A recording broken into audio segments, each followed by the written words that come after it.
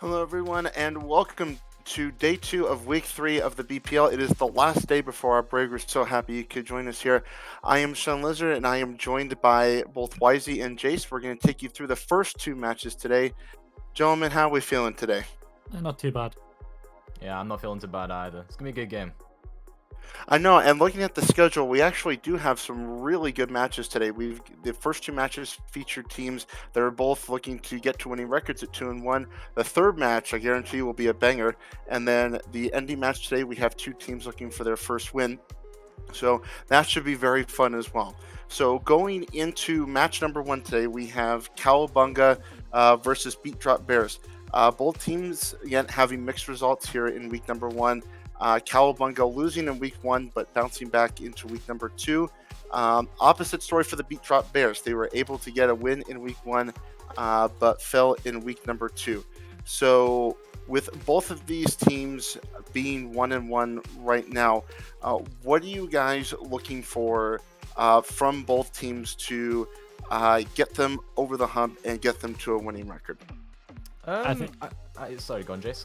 I must say, I think it's winnable for both teams. I would give the edge to Cowabunga right now, purely based on the tank differential that I think they could potentially have. Although Peepo is no slouch. I think for both teams, it might sound a little cringe, it might sound a little normie, but it's about just like sort of finding their play style. One of the reasons that we're getting good results over in my org at Ruination and Heartbreakers is just we understand our hero pools and how we fit together as a team. And I think the reason that these guys are 1-1 is because they've not quite figured that out yet. Yeah, I agree. And generally, right, I mean, it comes down to which of these teams actually finds that kind of rhythm, finds that kind of way to play around each other more. I know specifically for Beat Drop Bears, a lot of criticism has been around, whether the team can keep up with or vice versa. For Peepo, right, which is something I want to draw attention to. Peepo, like you said, no slouch at all. I've played alongside him. Absolute cracked at the game. It just really depends on whether they can gel, right? Yeah, can they play around him? Can they play, is he going to have to be forced onto Orisa-based compositions? If we look at the map pools and some of the maps that have popped up in particular for the games this season, they've been all very Orisa favored, very ball-centric, and I think these are compositions that fundamentally Peepo can't carry on. I think a lot of teams that have played Reinhardt have dropped off.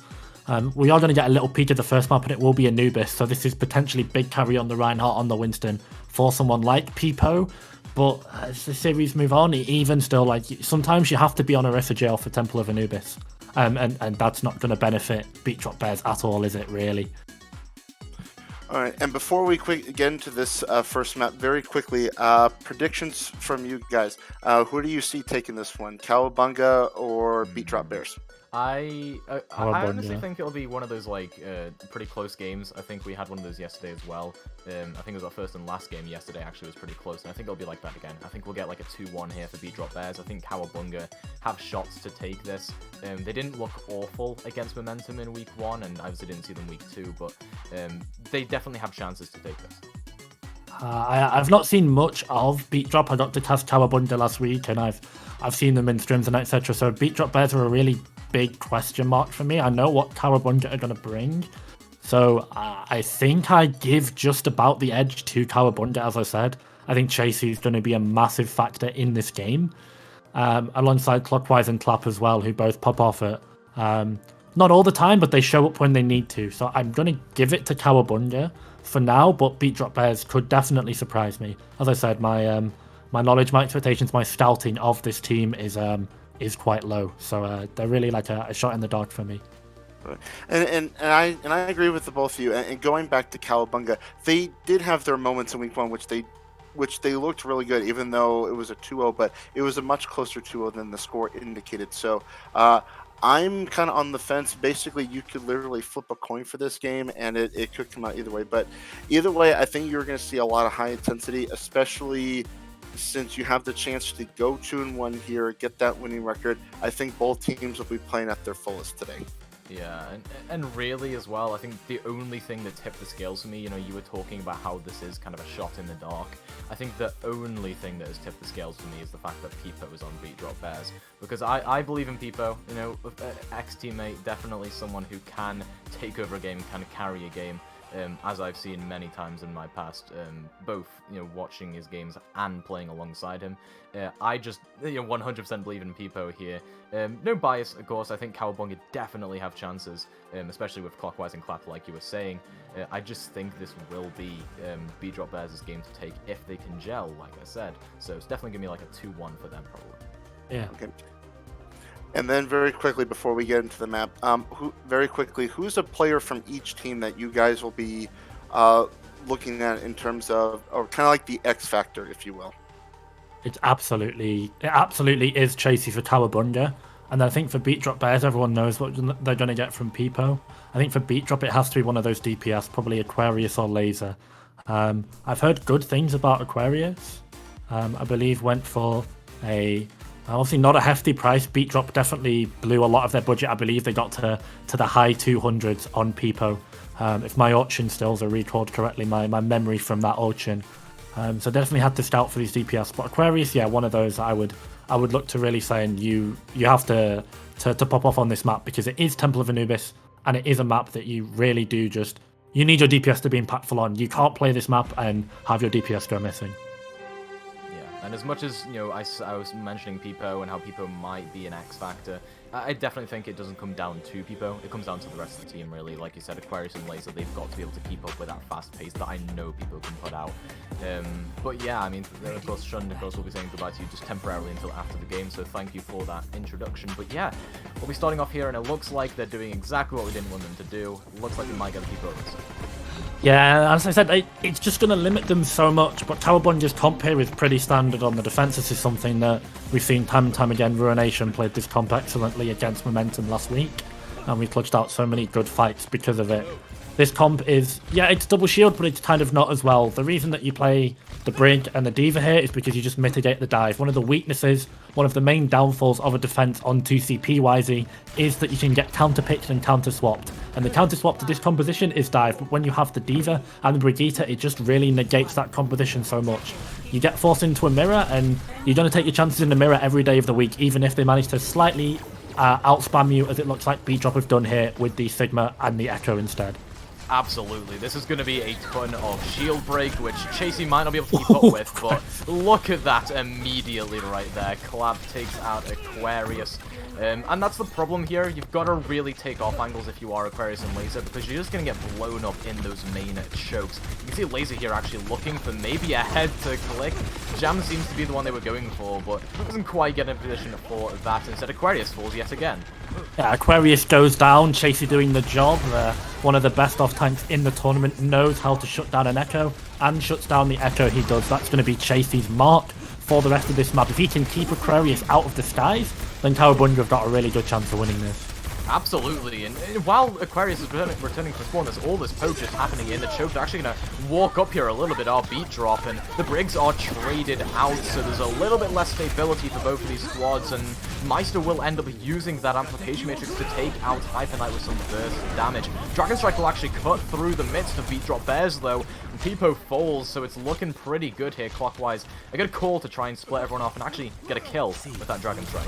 Looks like Cowabunga have just managed to scrape it, and it was off the back of that window from Jam. They just put so much damage down again. Chasey all over the kill feed. Might potentially lose his mech here though. Oh no, Chasey, that's a bomb forced. And in response, so Moopy here going with the Flux. Okay, oh, that was cancelled, in fact. That was their recontest, I think. Wisey, I think that was the time where you'd gotten Chasey out of mech, you'd forced his bomb. That Flux was instantaneous, but unfortunately, the Flux bomb interaction just meant that Moopy could not go anywhere. So now Beat Drop, I guess they've given themselves right side because of it, but it's looking a little messy, a little unclean from this attack from the Bears so far. Where is Chasey right now? Taking that door with Moopy in the spawn room, going for that, and actually gets the kill as well. But while that's happening, a little bit of a trade in the front line that actually benefits, I think, Beat Drop Bears if they can get their way through, but Kernmaster's gonna fall clockwise again, taking that high ground position that's so powerful as a Hanzo. Look at them go. Just trying to keep tearing through. Cowabunga have got so much spam. so much pressure. And when Chasey, as I said, I've mentioned him too much already, but he's just been everywhere on this Diva, ladies and gentlemen. He was 1v1ing Moopy in the spawn doors, and it just meant that Beat Drop need these two shields to push. They can't do anything, they can't go anywhere because Cowabunga have the peak, they have the spam handles, and they just break the Orisa, they break the shield, and Peepo's just sort of cut down like a toast hot butter. Just the knife goes all the way through. It's yet another pick. Laser goes down, so that's going to be no Hanzo, no Storm Arrows through the window that comes down from Meister. This Dragon could be potentially messy with the hold.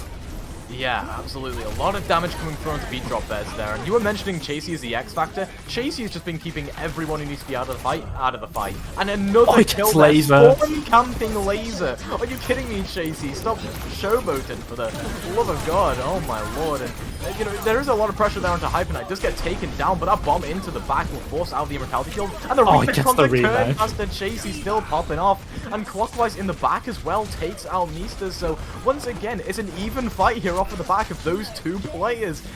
Clockwise has a high ground position where they can just fire down at these arrows, and Mubi has that block, so they could use it to clean up, but I don't think they want to. Look at where they've caught Cowabunga. Everyone in that small room going to get slowly whittled down, and yeah, there looks to be a cap here for Beat Drop Bears if they can just kill off Hyper Knight on the board.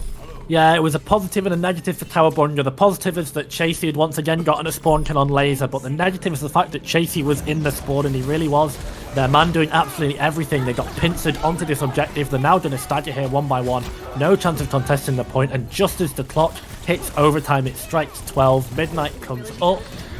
Although we are in the middle of a day on Anubis, but you get my point anyway. We hit midnight, the cart has run out, and you know the pumpkin is turned. No. It was always going to be a Beat Drop fight win, but luckily for Beat Drop, they're going to go into the next fight with two very strong ultimates. The Flux is one of the best ways to engage into this point because you can destroy, you can break the off angle that will come in, and the defensive pressure that can come out from Cowabunga with that Flux, you can lift them up. Laser can put them through the Dragon Strike just as they hit the floor as well. But Cowabunga themselves are going to have a way to bite back against that with the window that comes through from Jam, because what they're going to do with this window is probably look to blow up the main angle. And never mind, that's no window that could have been coming up from Meister, because Clockwise has once again found a headshot to start this fight. He's done that way too many times this map. Yeah, Clockwise just consistently putting up a great performance, and like you were saying, you know, you need Meester there to try and take that rotation, but again, Clockwise just gets that kill onto the enemy Hanzo, perhaps enacting a little bit of a DPS diff, and that's just taking time, valuable time in fact, off of the clock here. Yeah, Clockwise has been popping off this map so far. Everyone, I think people were questioning how well he would do coming up to A-League, considering he popped off in the Brawl for Burgess squad. Wasn't the most highlighted on that team. Definitely Silk and Robbie were the ones that everyone hyped up more, but Clockwise has been popping off so far. Here we go. Finally, Beat Drop have walked in with the Flux, and they get Chasey, they get their man out of the mech. Absolutely. Chasey's gone now and can't really do much about any flankers, and even though Clockwise does win that duel against Laser, it's still going to be hard to pretty much 1v6 this. There's a couple players here for Cowabunga, but they're just scattered around. Points slowly going to start ticking up here as you see the stall swaps actually come through, so Clap and Hyper Knight on the Ball Tracer, and Clap has taken down Aquarius. There is very much a chance to come back into this. Clap is just doing so much work, and Chasey returns on the Diva, gets another kill, and Cowabunga came back into that with a vengeance. Like the start of a song from 2007 to 2013, that clap is everywhere. Now, that might be an EU reference, but if you listen to Two Door Cinema Club, then you would absolutely get that one, because I didn't get the reference. Clap, shame. Clap found a time, he found a moment. It's been a little quiet on this map, but I think honestly he's been doing well. Clockwise has just been doing better, but when he needed to step up on the Tracer, that recontest was so good as well. Hyper Knight bought him the space, bought him the time, and he took down 2 in 2 clips. So Cowabunga so far, we talked about Chasey, and we've said a lot about Chasey, but these DPS, no slouches themselves. This could be a really big old dragon. No, they just managed to evade it. The Immortality's gone out of the fight now, so Meester might be a little bit susceptible later on in the team fight, but Clockwise has to get out of bombs way before they get taken down. Manages to do just that with Chasey demexed. There's no kill in that situation. Mupi manages to get that kill through, and this Bongo plus the amplification matrix from Meister, that's just going to do way too much damage for anyone to contend with there on Cowabunga. And Beat Drop Bears finish with 13 seconds on the clock. They're going to be glad they at least finished with time there. Absolutely, I think it's a respectable time bank considering what Beat Drop had to slog through to get to it. It always felt that Beat Drop were just a little bit a second behind. They were sort of slightly off tempo, they were slightly off pitch, they were slightly off key, to use some music analogies for this team. It felt like Cowabunga were the first ones out onto the dance floor, they were the first ones on the surfboard, and they were well and truly riding the waves all the way through, and the waves they were riding is tempo and ultimates. Cowabunga queued first every single fight, and it just meant that Beat Drop Bears, as I said, they could never get their foot onto the podium, they could never put their feet into the saddle. There we go, got it in the end, and it made it really difficult for them. But once they got the rally from Kern that came out, they were able to be a bit more tanky, and once they were tanky, they got onto the point, and from there, Laser cleaned up. I think it was always the objective for this team was just get Laser space, because he didn't have any for this entire map. Poor Laser, man, he spent 4 minutes getting headshot, pretty much exclusively by Clockwise. When they finally got onto the point the first time, Clap pincered them, but finally that second point, second time is the charm. They rolled red on the board. Luck do be a lady tonight, luck do be a bear tonight, apparently, because that rally really forced them onto the objective, and from there they cleaned up, thanks to those DPS. But Beat Drop, they're gonna have to step up on this defense for sure, because Cowabunga coming out on this dive. If Cowabunga win this first fight, Wisey, it's going to be a disgusting snowball onto point B. Absolutely. Cowabunga have the biggest opportunity here to just set a record-breaking BPL time on Anubis. They've just got to try and be clinical about this, like they did on their defense. They've got a little bit of a different composition than they did previously, but still haven't chased you on that D.Va, so still got your carry player very much there, but Kernmaster's going to do a little bit of that peeling alongside Laser. Takes out Hyper Knight. It is a trade, however, as Clap and Clockwise are combining in the backline to deal a lot of damage, and that Orisa is very tender. People just a little bit too aggro there. Everyone else just backing up towards that point. Rez will come through onto Jam, and this is looking like a very easy point to take if Cowabunga just take a moment to stabilize here and get their stuff together. They've got it, they lose Pipo as he got tenderized like a horse in a lasagna factory in 2015, but unfortunately that forces the swap to the brawl, and I think that might be beneficial for Cowabunga. Cowabunga, though, most importantly for them, they need to win this fight, they need to keep Echo, and they need to keep Nano ults to do it. It looks like as they take down Hyper Knight, Beat Drop, it's dead. Yeah, Hyper Knight just falls first yet again. It's really hard as a monkey to stay alive in that scenario. So much damage can just burst you down. And with Pipo and Laser just cleaning up on this team fight again, Beat Drop, they've at least got a chance now to start stabilizing. They're building up towards this good ult economy. Clockwise gets an exit pick, though. Yeah, he falls, but I think that 1-for-1 trade massively benefits the attack because of that respawn that comes through. Now Cowabunga, unfortunately, they didn't manage to go the Nano and the copy to snowball point B, so they have to stick it onto Hyper Knight to point A, because they just need their Winston to stay alive if they've got any shot of winning this fight. Yeah, and that is some aggression coming through from Hyper Knight as well. You can see him right into the midst of things. Laser uses the High Noon and actually waits it out right as that Flux comes through. Muki will take out Hyper Knight with that, and Laser denies the copy. So it does look like Beat Drop Bears are again just in a very stellar position right now, but Clap is still in this team fight, very much so. 2 kills for them, and Chase is going to come through with the dive as well. A duplication from Aquarius to try and stabilize things and maybe turn the tides, but it just doesn't look like it's going to happen. Clockwise is here with the damage, takes down Muki, and somehow Cowabunga have got that foot in the door, and they're wedging their way onto this point. Yeah, they really tried to, but you can't surf the tides against Cowabunga. They are experienced on these shaky waters. Ironically, in a desert of all maps, but Cowabunga played the tempo. They ebbed and they flowed in that fight perfectly. The Nano that came in early, Hyper Knight, yes, he got crushed down, but they used so much to kill that Winston, and from there, Chasey got himself onto the objective. He cemented and he planted himself down as an unmovable object. And what did that allow? It allowed Clockwise, it allowed Clap to just pincer and clean everybody up. Big again from the Cowabunga DPS, exactly what they need to. And now they've got 4 minutes to cap, and they're just gonna rush straight onto the payload, and Aquarius falls to the Echo Mirror. That is a huge pick actually from Clockwise, because you're getting rid of all the damage there for Beat Drop. Clockwise does get peeled for it into the back actually. And Seal CEO is under a little bit of pressure. Laser trying to get into the back and take care of them, but Clap is still here again. Takes He's still alive. Moopy's gonna fall as well, and somehow this Winston Tracer duo are just gonna get into the back and wreak absolute havoc. And Hyper Knight, used that Primal Rage earlier on, but now is just tearing things up. Kernmaster's slowly gonna fall in that back room, and even though Moopy does take them down, I don't think that's going to matter here. Cowabunga have still got a very good chance. Meester and Moopy do kill some people off, and Laser's back on the Tracer, so it's very much up in the air. But Beat Drop, they've got that spawn advantage, and slowly but surely Clap is going to fall. and somehow they drive Cowabunga back. Yeah, the time travelers have been carving these teams at twain. Laser and Clap did so much work in those fights. In the end, the respawns, I think the respawns just too strong for Beat Drop Bears, 2CP or Mega LOL, unfortunately. But Cowabunga and Cowabunga's Winston, Hyper Knight, and the Tracer of Clap were just giving us some throwbacks all the way back to 2016. I was getting Apex vibes, the way those guys were pincering. They collapsed together on the off angle, like Prime, Gesture, and Profit, so that was really nice to see. But Cowabunga, I think, they got themselves a tick, they almost got themselves 2. So 2 minutes 36, Beat Drop Bears have done a really good job of draining the time bank. What they've not drained is the ultimates of Cowabunga, so they need to play this patiently and realise that they've got the Qs coming up very second. That's a beautiful first pick. Kern goes down. Yeah, Kern actually got antied up there by Jam, but it doesn't even matter. I mean, I was about to praise them, but people just comes in with a 2-man pile drive, sends them all straight back to that spawn room, and even though Clockwise once again just gets an exit pick, it just doesn't matter at all, and that's the problem there. Even if you got a first pick up, you can't let your guard down. Yeah, they got the Zen early as well, I believe. No, they got, who did they kill?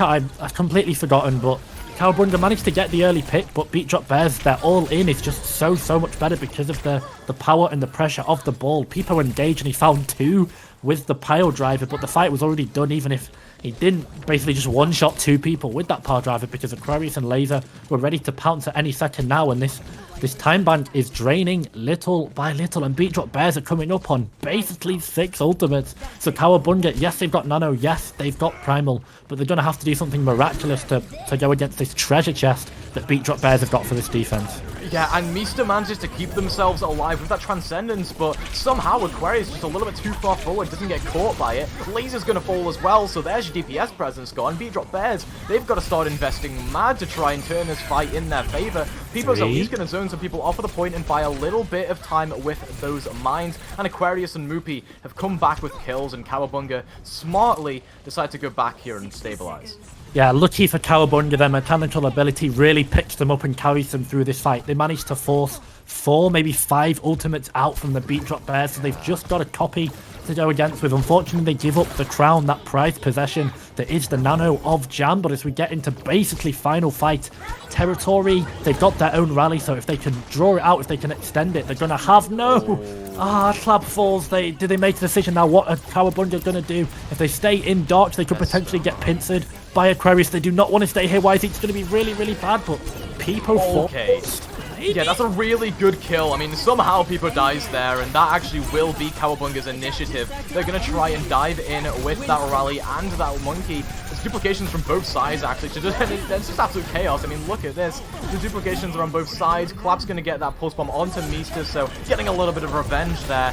And these duplications are going to expire pretty shortly. Chase is going to take out Kernmaster, so both supports out of the fight now for Beat Drop Bears. Right as Mista goes over to that Lucio. Clockwise takes out Aquarius, though, so the DPS presence is now gone. Laser can try and turn things to that pulse bomb, but what is that? They threw it into no man's land, and this looks like Cowabunga's opportunity to get in here and get this cap through. They just got to deal with these stalls that can come through, because Aquarius and Laser are here on the Doomfist and Tracer. Somehow Jam is alive, though. Just on 1 HP there, but kept alive by Seal CEO, who amped that healing and kept him up. Aquarius is going to fall here, and while Peepo does trade out into Clockwise, it's still very much up in the air, but in the favor of Cowabunga here. As they have this pulse bomb, they can start cleaning up onto maybe the Brig or the Lucio. Good and nice from stick Clap. there from Clap. Yep, takes him down. And that should be all she wrote for this one. I mean, they aren't actually getting too many kills right now, so the stalls can come back.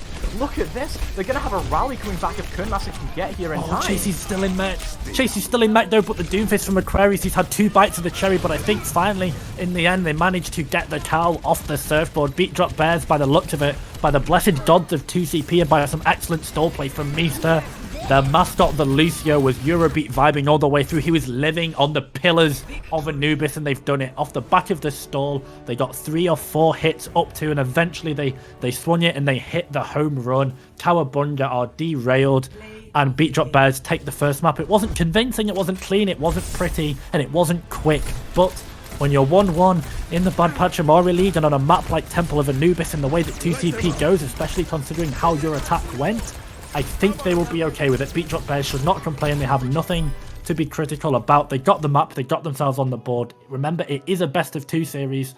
So Beat Drop Bears now moving on to match point.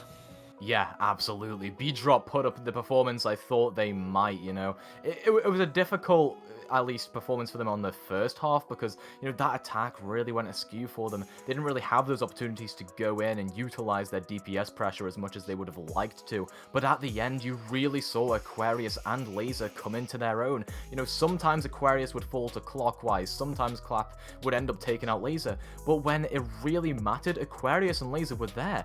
They were there with Peepo, with Moopy into the backline, so aggressive, getting those eliminations through. Yeah. And, you know, even though Cowabunga were getting those stray picks, right, they were killing off Aquarius and Laser in, you know, stray situations, it didn't matter. It wasn't at the right times. And Clockwise and Clap in the mid-fight really started falling over. And the Tracers were the ones taking over the game. And that's how you can tell that those mid-fights were going wrong for Cowabunga, because when a DPS can take over a fight, everything just goes chaotic.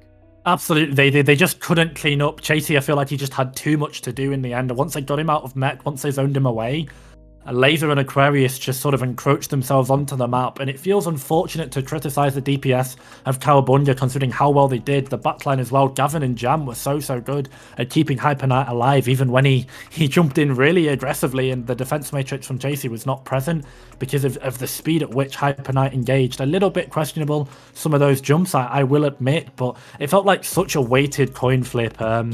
I don't want to use too many League analogies, obviously, but it's just one of those where it felt like fate was just always in the hands of the Beat Drop Bears in that situation when you have the respawns that can come in for 2 CP. And I think you'll agree, Wisey, we saw that Clockwise and Clap, I think they definitely did get the better of Beat Drop Bears. They were headshotting, they were winning those 1v1s, they were doing so much work, they were hunting the supports. Admittedly, not as much, they didn't really kill Meester, but they found Kern on that Brigitte so many times. But when it came down to the stalls, Laser and Aquarius, Moopy's just been subbed in, by the way. Laser and Aquarius had 3 or 4 bites of that cherry. They had a couple of spins of that dice, and they managed to eventually roll that nat 20. It took them 3 or 4 times, but they came back with the crits time and time again when they needed to. I think it was potentially costly, and I don't know if it's going to work against the better teams, but eventually, as I said, it was at the 11th hour every single time, but Beat Drop Bears can't really complain. They needed their DPS to show up in some of these maps. Peepo was hitting really nice engages, and they just needed someone to follow up, and eventually, yeah, the DPS of Beat Drop Bears managed to get there. Yeah, absolutely. You know, it took them a bit to warm up into things, but they ended up, you know, making their presence known, and now we do actually have substitutions coming through. Moopy is going to go over onto that DPS role. You'll see Tyler come in instead of Moopy onto that tank role for Beat Drop Bears. And then we're having Gavin come in for Cowabunga on that support role. So a lot of changes over the board, and I think this is kind of what you need. You need a breath of fresh air. I mean, you can tell that must have been a draining map for the players. Yeah, for sure. And genuinely, I mean, it just seemed like everything was so chaotic that maybe bringing in some of these players could make things a little bit more calm, a little bit more collected. You know, maybe Tyler or Gavin the Slim could be a bit more of a commanding presence, because especially with Gavin coming on main support, usually you want your main support to be making or at least some amount of shot calls or some amount of kind of tempo calls, right? Especially if you're playing Lucio, which isn't exactly ruled out on Hollywood.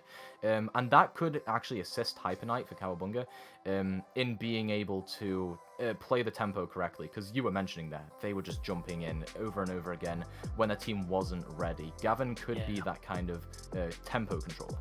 Absolutely, I think they need it. I spoke to Gavin a little bit yesterday about the comm structure, and just generally I was chatting with him, and I think BPL general with some of the B League players as well. We were just talking about power rankings and whatnot, and about Cowabunga and how they were performing. Eventually the conversation got on, and one thing that Gavin said was that he came in, and I was actually critical of their draft at the time because Gavin's primary and highest role is tank, but I learned that he is pretty much the same as on support. And I think that will actually massively benefit Cowabunga because he understands the tank role and he understands what his tanks want to do.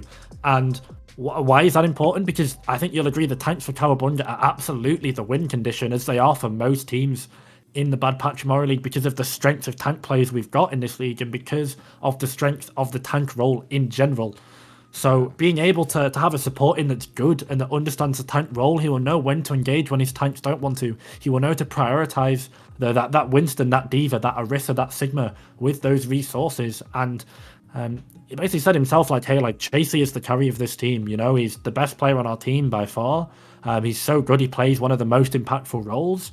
Everything that we do is sort of infiltrated and not infiltrated, orchestrated by him, and he really does set the tempo. We saw sometimes, you know, they sort of lived by the off tanks, they died by the off tanks. They were winning fights because he was spawn camping people on beat drop bears, but when he got demerged, they just instantly collapsed. They fell apart. So Cowabunga, now that they've got Gavin in, I think it's going to bring a bit more experience and a bit more macro to them. Gavin, interested to see what he plays. Think he's technically off-rolling here on the support, as I said, and one thing I also picked up when I was talking to him is it felt like they were a little bit unsure, Wisey, of who actually was the starting lineup rotation DPS. So that's something that Cowabunga have got to figure out. They're lucky it is only week 2, week 3 of the season, so they can afford to, but yeah, I think right now they're looking at just the roster for Cowabunga. They have to bounce back, and I think this is probably their best 6-man lineup on paper to do it. Absolutely, and one thing that is really critical that you mentioned there as well is, you know, how difficult it is to set up kind of a solid 6-man lineup. You know, who are your best players for each role? Who should you really have in each position? And it's difficult when you have, like, you know, 7 to 9-man rosters, because you kind of have to make the substitutions in the games to get playtime in.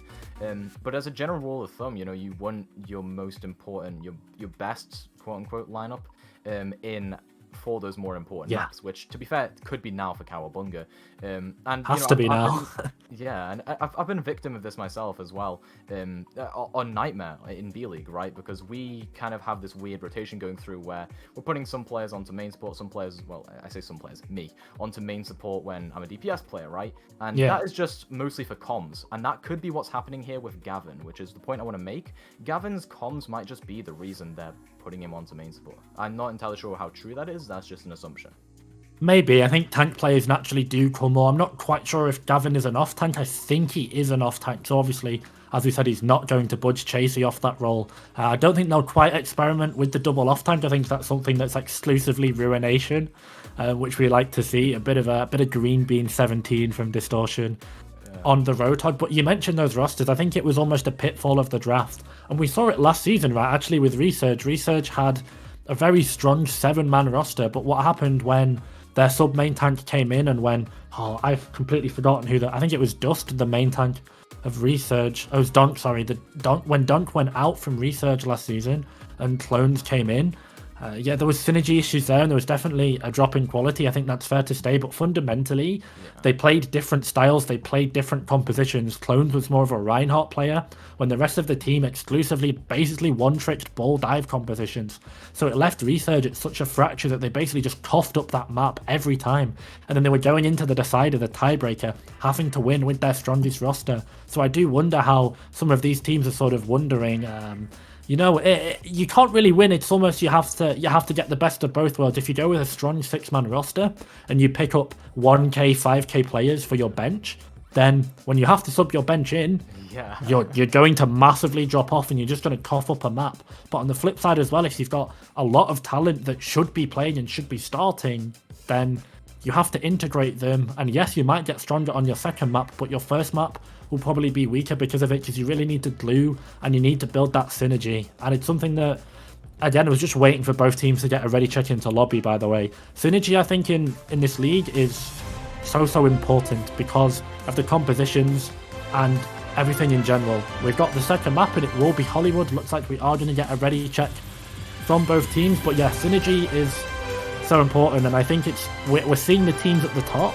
Again, don't want to mention my own team too much on broadcast because it's not about my own team, it's about these two teams on screen. But some of the top teams of our league that we will be seeing later and that we saw yesterday, Summit and Solomon Island, for example, they've got players that have played together before. They've got players, you know, sub-tourneys, previous seasons, tournaments, ladder stacks, open division teams, etc. There are... these players play together all the time, so they understand each other and they sort of are on a similar page. And even just being on the same page and being friendly with your team is something that's massively beneficial here. I'm going to have to refresh Parsec, unfortunately, 1 second, but it looks like for the standard defense, Cowabunga, I believe, coming out on defense, if it ain't broke, don't fix it. They're hoping they can get a similar hold. I think compared to Anubis A, Hollywood A, it's pretty similar. So yeah, Cowabunga, just going to go with their standard comp, but this time Gavin is in on the break. Yeah, so Gavin coming in, like we said, on the main support role, and playing the Brigitte here, which is a hero that it's pretty easy to play, at least mechanically, so that's probably gonna at least contribute to the idea I had of it being a comms thing. As we are seeing an actual teasing of the Bastion Symmetra coming through from Beatrop Bears. What do you think of this? This is something that I'd expect from Momentum and purely Momentum, but they're going to go double shield Sim. So it's all about where they can TP wisely. If they can hit Cowabunga with the unexpected, beautiful rotation if they get up here. They've claimed the high ground of Cafe, and now Beatrop Bears are the ones on the defense. And where is Clockwise right now, trying to get the off angles, but under so much fire, and Chasey has to just suicide in, give their mech up just to take out that Bastion. But while that's happened, you're losing the mech and Clockwise, which is really unfortunate here. Cowabunga now, they're on the back foot, and they have to try and at least tiptoe their way onto this point. And with Laser gone, it's not going to be too difficult. With Gavin falling and Hyper Knight means that it's probably going in the favor of Beatrop Bears here. What a good rotation. Like you were saying there, Jace, that was so important for them to get. Genius rotation from Beatrop Bears. That was so inventive. They flipped the map, and Laser did an excellent job of taking down the Pro Teachers. Clockwise and Clap were going to dominate that map. He didn't manage to find Clap, but Clockwise went down, and it meant that the high ground was given over to Beatrop. I thought that Cowabunga had a way in because of the brawl potential from the Brigitte, but unfortunately Beatrop Bears, with that Symmetra of Moopy, just ended up winning the long fight. And now once again, Beatrop, so positionally aware, so positionally clean, they have managed to wedge themselves, park themselves onto this high ground, and they're just daring anyone from Cowabunga to go up to them. Cowabunga have counter swapped. Oh, they're gonna find. Good call, but they don't quite manage to get that kill through. I mean, you saw there, everyone sped onto Kernmaster, but they'll return. In fact, it's a good split off, because now you're into either a 6v5 or a 6v1, right? It's a very good position here for Cowabunga to be in, and they just have point presence. They're happy like this. Now the Flood Slide is going through. Tyler catches Hyper Knight, takes him down to the ground. Tyler gets Clockwise as well, and even though there's that trade from Clap, there's absolutely nothing in the grand scheme of things here. I mean, to be fair, Tyler does end up falling as well, so 2 players down. Beatrop Bears are in a bit of a precarious position, and Chasey just has to try and stay alive. And Cowabunga, I mean, they're kind of split off now. There's 2 on one side and 4 on the other. Yeah, it looks like, though, the melody from Sigma that came out was Euro beats, because this Beatrop Bears team looks so coordinated, so clean, but a beautiful hack from Clockwise finally shuts down the Bastion. Let's see if Cowabunga can push their tempo and really wipe this double shield point off. Yeah, that Symmetra wall actually does a very good job in denying that bomb from Chasey, but it doesn't even look like it matters. Pipo caught out there by the immense damage of Reaper in at the front line, and well, Laser just sadly in the spawn room there cannot do a thing to keep their team up. In fact, swaps over to the Tracer now, so Beatrop Bears looking to make some wholesale swaps. Yeah, they're going to look like they're going to just counter-comp it. They're going to go over to a Ryan-based composition, which is one of the better counters against this 6-man because of your ability to run over the monkey. But I don't think they'll be too upset. 3 minutes left on the time bank, so they've got plenty of fights to take this point B. Cowabunga, though, just going to have to run it with tempo, use every ultimate they can, and they force beat from Kern really early in the fight.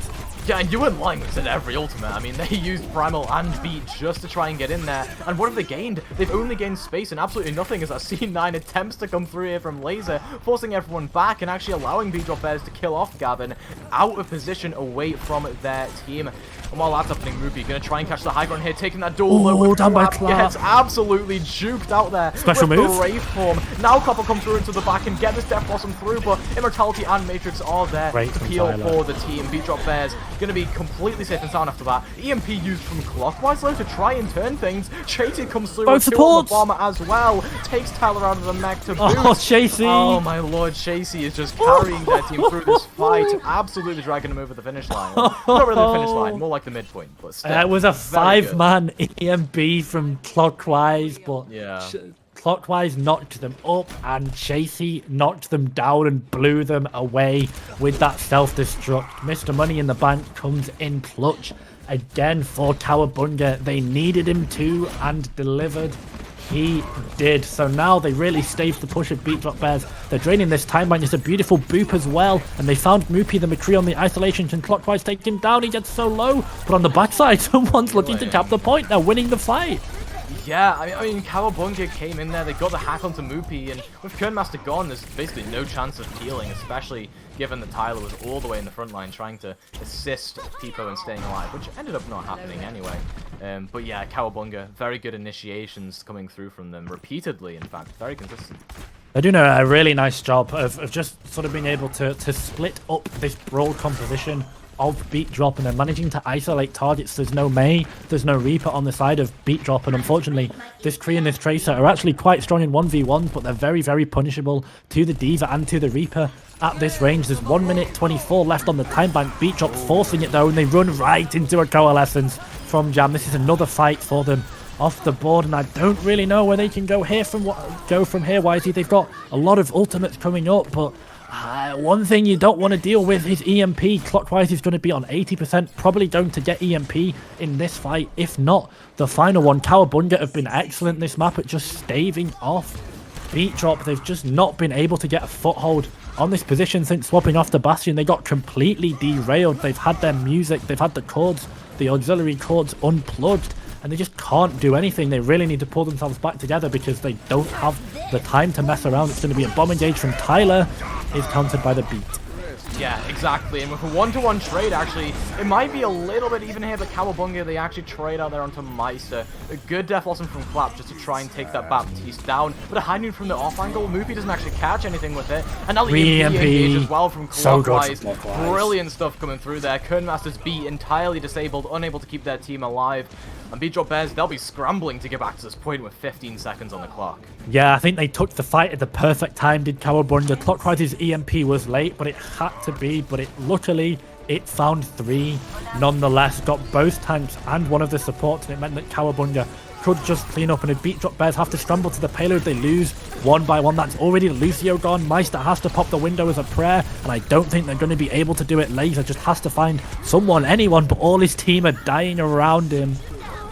Yeah, I mean, this is looking very difficult here for, in fact, Cowabunga to win as Clockwise does fall, but they're still getting the kills coming through. Chasey's just right there in the front line, dealing all the damage that you need. And with that Reinhardt as well, just swinging in, holding the stability on the point, and Moopy doing a little bit of a Charlie Nana there. It ends up going in the favor of Cowabunga. They really figured things out on that second point defense. I mean, they were taking fights and finishing them before the fight even started. Absolutely, and it's just, there's such good tempo from Cowabunga, and they kept it up on Anubis. They were really good on Anubis point A attack, and they've carried this over onto this map, and it's given them a very, very respectable, a very winnable, a very beatable push to go up against their need. Look where the payload is. It's just in front of the Pioneer House, just at the backside of Jail. That's so winnable if you can take the high grounds for the defensive point just by this attacker's spawn here. You can push that payload in maybe 1 or 2 fights. So if you are Cowabunga, you can space it out. You've only got to win maybe 3 fights, and you're going to have 4 minutes and then maybe an extra 2.5 on this second point to do it. So you've got so much time to do it and to get this push that comes through. But on the flip side, Beat Drop Bears, it's very holdable at the same time as well, especially if they can play something that drains the time bank, if they can play something that slows the fight down, and there's no slower composition in the game really than this bunker, than this double shield. They need time, they need to set up these off angles, so it's going to be the waiting game for Beat Drop Bears. And on the attack, Cowabunga, they're just going to be looking to race through, so it's fast versus slow. It really is the hare versus the tortoise. It's the bear versus the tortoise in this case, but the bear is unfortunately not the hare this time. They need to be the tortoise. And Cowabunga, yes, they have EMP that's going to take time to build, but looking to definitely dominate in these neutral fights. Wisely, the win condition for Cowabunga, get Clap into their backline. Yeah, absolutely. Clap has to just get right in there, maybe get Meister down in a couple of shots, right? And that's genuinely what you need. And Clockwise can get these hacks through to try and at least assist with that. But in this first fight, at least, it's going very well. Beat Drop, they already take down Clap in pretty much an instant, and Chasey kind of engages at the wrong time there, right as that Reaver falls. So it's a bit unfortunate for them.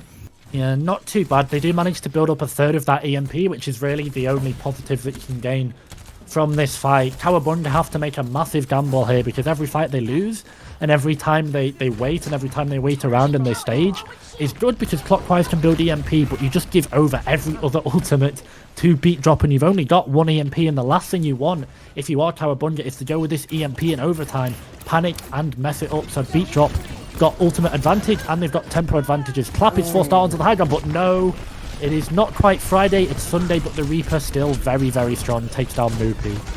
Yeah, absolutely, and Laser's actually forced all the way into the back here. I mean, look at Beat Drop Bears. They are being pushed into streets, segregated off, and everyone else is going to fall just pretty shortly here.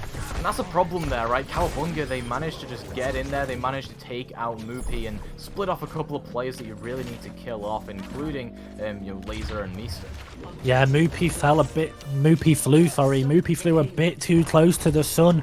In that case, went a bit too much into that range for the Hellfire shotguns of Clap, and clapped he was. So they take down that Echo, and look again, they're going with the snowballs. They get Kern, they commit call, and now they're looking to put the horse back in its stable. It goes down, the Baptiste follows shortly, and that's 2 fight wins, 1 coalescence that come down. Cowabunga now have got high ground. Beat Drop have to rotate into them, and they have to rotate into an EMP. It's such a big fight that can come up from Cowabunga. If they win this, they basically win the map, and this is going to be one of the easiest fights in the game potentially for them because of the EMP, because of the fact that Beat Drop has to rotate into them. Yes, Beat Drop have 6 ults, but if that EMP goes first, they won't be able to use basically any of them. Beat Drop though, they just need to go quick. I think you know that Cowabunga have EMP. Nope, they're gonna wait and they get EMP bombed. Yeah, that is a brilliant bomb coming through from Chasey. Lands it right onto some of the most important players there. And it's looking like Cowabunga, I mean, they've got everything they need to finish off this map. Sure, Clockwise gets taken down, but everyone else is here with just that front line presence. And what can Beat Drop really do in that situation? They've got 4 ultimates on the board, but no chances to use them. They will get a bit of a stall coming through here, but no one can even get onto the point. Brilliant Death Blossom comes through there from Clap, and Cowabunga bite back, and we're going to a 3rd map here, Jace. Yeah, Surf's up as Cowabunga get themselves on the board. The Beat Drop Bears get piked. They go for the drop down. They go for that ground slam, and unfortunately the Koala just hits dirt, doesn't find anything. The Cow is back on the surfboard as we head into the tiebreaker. It's off the back of tempo and some great individual plays this entire map from Chasey, Clockwise, and Clap in particular. They are the carry heroes, they are the carry players in this composition, so no slouches is Hyper Knight and the backline as well. Gavin in particular, so controlled, so together, kept that team coordinated. Clap was never that far away from Hyper Knight. Chasey was in the middle of his team always. Beat Drop Bears, though, they got a little over-aggressive and they got punished for it. I think Moopy dying there on that first point that led to that snowball. They won second fight. They got a beautiful stagger. Once they capped payload, they went to the spawn. They used Coalescence. They killed 3. It meant that Peepo couldn't set up for that second fight. And Cowabunga, as I said, they had EMP when Beat Drop had to walk into them. Beat Drop had 6 ultimates, for God's sake. They had 6, the big 6, every ultimate in their team, and they did not manage to do it. Why? Because Clockwise had EMP. Clockwise went first with the EMP. They flipped the lights off. The Koala was left confused, and the Koala just fell over. It's 1-1, and I give tempo advantage, I give mental advantage now to Cowabunga, as I said, they're definitely riding the wave, and they're going to ride it, hopefully, if you're a Cowabunga fan, all the way through and into that final map win. Absolutely, and really the difference maker there was just a change in tempo for Beat Drop Bears. You know, they played that slow-paced composition, and you were mentioning how that might have been a good idea, but that was only if they could actually set up, if they could only take those off angles. But that doesn't really happen in that situation. You know, when they have to rotate into position on point B on their defense, they can't, right? Because you're going into an EMP, and every single member of that team is static. No one's going to be able to deny that EMP unless a Sigma has an insane predictive rock, or unless you have a Brigitte that can somehow fly and bash the Sombra, which will just not happen, right? Brigitte can't fly, and neither can anyone on Beat Drop Bears, so very unfortunate compositional difference there for them. You were mentioning how it might have been good, but they didn't play it in a way that, you know, advantaged them, and instead, we're going to actually get a ton of swaps actually coming through here, it looks like, for, well, I believe it's Beat Drop Bears. They are going to get some people back onto their main role, so we'll have Moopy coming onto off tank. I'm not sure if that's their main role or not. I'll assume it is. And I would assume it is back on that DPS line. Yeah, so Beat Drop Bears are going with the composition, they're going with the lineup that they won Anubis with. Just barely, but they did win Anubis as we're going into Dorado.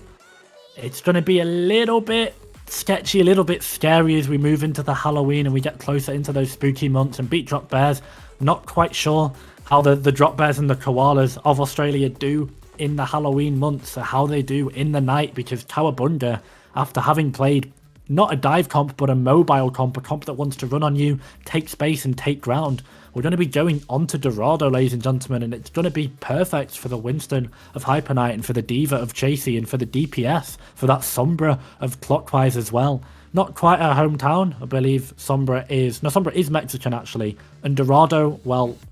For a bit of Dorado lore, ladies and gentlemen, I believe there's a place called El Dorado that's mythical. You're not supposed to know where it is. It's sort of like a Mexican paradise, I believe, somewhere in South America, but it looks like they have found Dorado here, and unfortunately it's been afflicted by late stage capitalism as it's been turned into a power plant. You hate to see it. Hashtag eat the rich, I guess. Oh my god. Let's not get into politics here, Jason. No, That's not but for the BPL stream. We're just here to meme on the teams. we are, but unfortunately, yeah, capitalism diff on Dorado as the beautiful streets of First Point just get sapped away into the ugly factory of Third. But the most difficult point is that second one. You've got the Chapel high ground, you've got the one opposite it. It can be a bitch for teams to try and push them off. We know that Beat Drop are willing to play double shield. If they give up first fight, if they make sure that they don't get staggered, they don't get snowballed, they don't make the same mistake as they did on Hollywood Chasey, if they can take the high ground on second point on this map, then it's going to be a really strong potential hold for them. Please, for the love of God, Beat Drop, on your defense, go double shield on attack, but be willing to give up that first point if you lose it, because that second point hold, get yourself on Chapel, get your support, get your Zen all the way in the back, and you're going to be absolutely fine. We've got a little bit of a bio break here from one of the DPS of Beat Drop, and as we're getting into it here, who do you think for this map, YZ? Obviously, you know, not too much of a prolocaster, definitely more for the play-by-play, but I wanna hear your analysis, I wanna hear your takes on who have been the standout players for these teams so far, and as we go into Dorado, which hero pools do you think this benefits? Does it benefit Beat Drop, or is it the cow on the surfboard? It's absolutely Cowabunga, right? Yeah. You look at Anubis, and you look at kind of like how Anubis is just one of those maps where, sure, you've got a static point, and you've got to defend it, and you've got to rotate around that point. Whereas Dorado is a constantly changing map, you've got that constantly changing environment, and the only composition, or at least one of the only compositions that can keep up with that kind of changing environment and really be versatile is that kind of Winston, the Sombra, the Reaper. You can teleport around, you can get off angles, you can get flanks. Sombra is so good on Dorado, and Cowabunga have been doing just amazing with that Sombra composition. Yeah, so we're going to have a swap here as Beat Drop Bears have chosen defense for this map, where they're going to look to get a stalwart hold in and deny them any chance of a full cap. They're going to keep themselves in the streets of Dorado, hopefully as long as possible. First point holds are very, very common, particularly in the BPL. Dorado is a notoriously hard map to push because it's so defensively favoured in these first two fights, but what we saw from Cowabunga and Hyper Knight and Co. and Chasey and Co. is that they understood when to snowball and when to stagger and when to use the late respawns of Beat Drop Bears to their advantage. They knew when they could push them back and take space that technically wasn't theirs, because that's where the defenders were, that's where the defenders should set up for the next fight. So the way that Cowabunga took these half fights on Hollywood could be very telling, and it could be something that Beat Drop Bears, it should be something that Beat Drop Bears should look to fix, because otherwise, as you said, Clockwise on Sombra is going to be in the backline. Dorado already quite dark at night, and the last thing that Beat Drop Bears want is, when they're going in for these engages, is their lights to be turned off, that Sombra EMP to come through, and them to just get wiped. And from that EMP, most importantly, they take so much because of it. They take ground, they take space, they take extra ult charge, and they just snowball it through. It's not a cold map, Dorado, not a notoriously winterous place. It's not akin to the icy depths, but one thing that is very common is the snowball that can come through. So for Cowabunga, they're going to start on the attack. Beat Drop Bears are going to see the comp that they saw against on the defense, on the attack, that Cowabunga played on Anubis, and they're going to go with it. Aquarius back in and back on the Echo.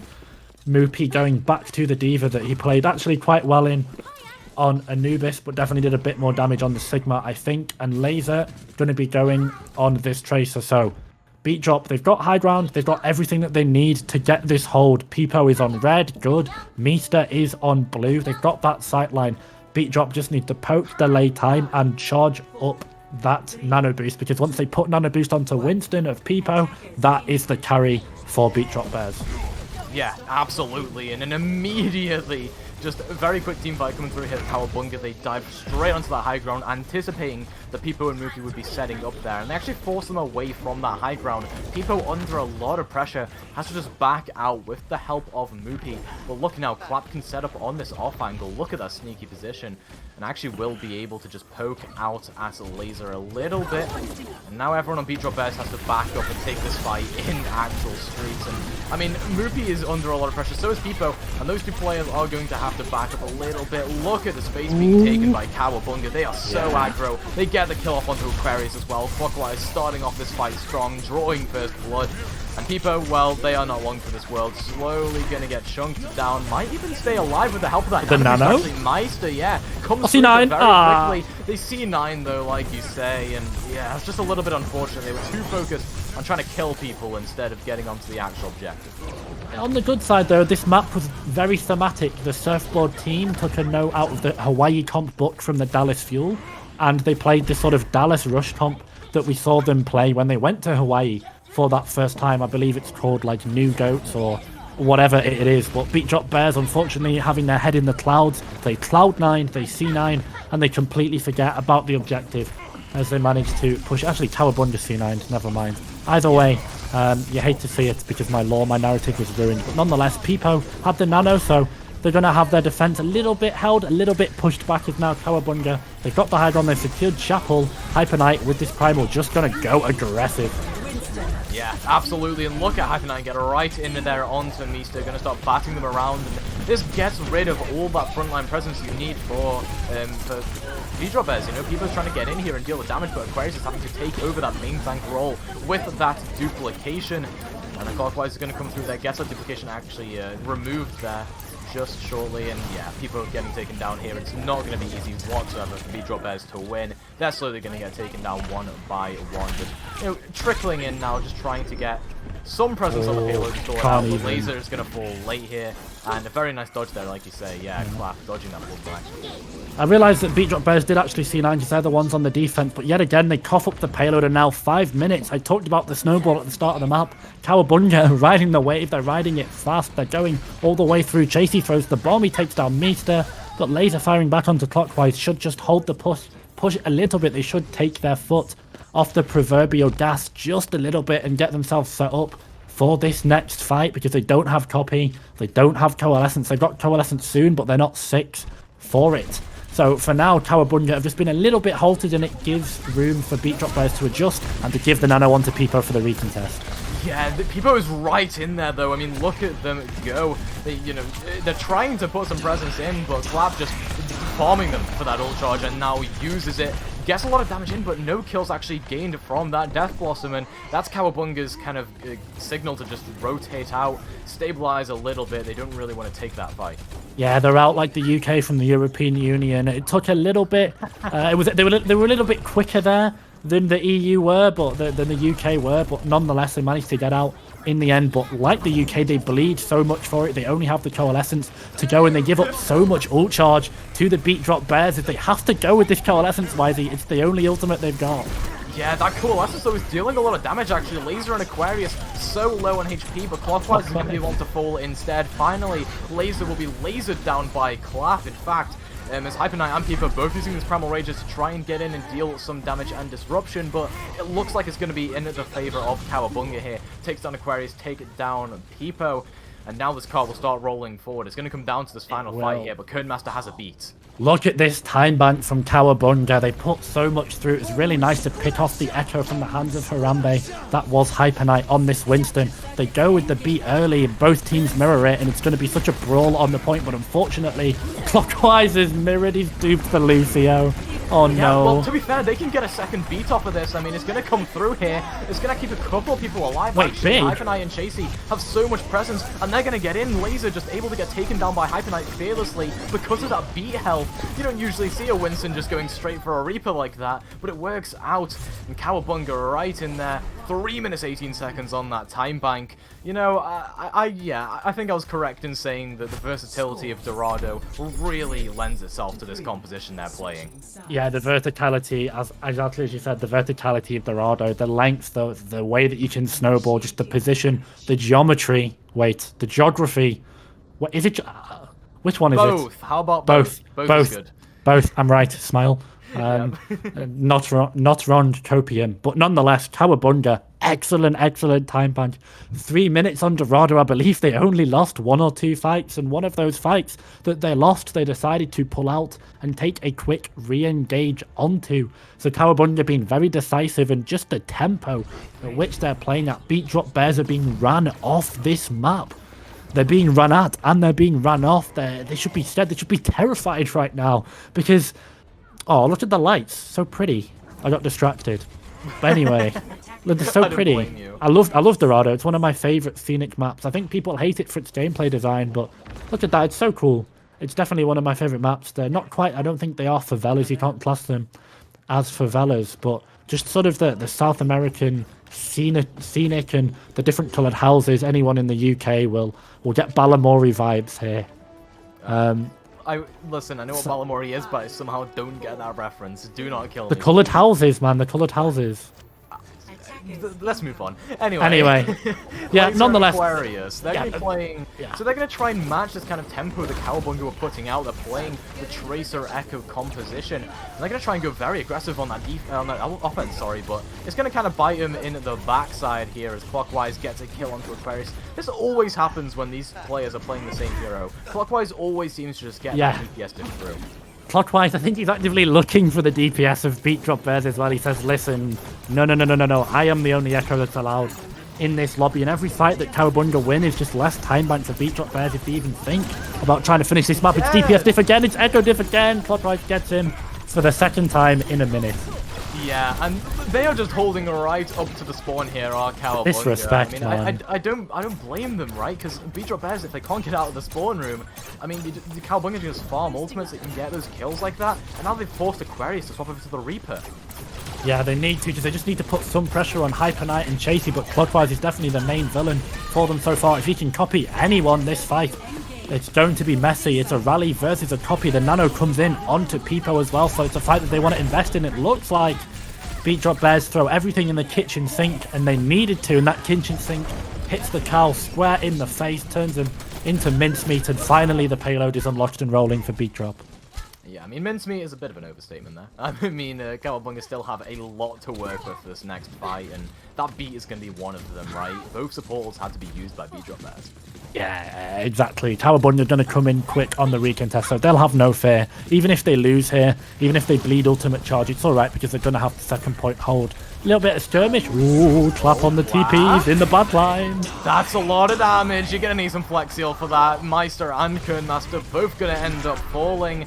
A lot of kills just coming through here. I mean, that's what happens when you let a Reaper just casually TP into your backline like that. And once again, Cowabunga, the back in control. They got the stagger onto Moopy. They're pretty happy with life. Yeah, it's actually ironic that you mentioned that, Wisey, because it was, you know, it was flex tape that they needed for Beat Drop Bears, but ironically, I think Clap was kind of Phil Swift in that fight because he TP'd into the backline. He found both supports. Cowabunga again going with the tempo. They've only got Bomb in the back of their pocket, but they go with it and they brawl with it. But unfortunately, I think this might just be a step too far, but never mind. Clap is found.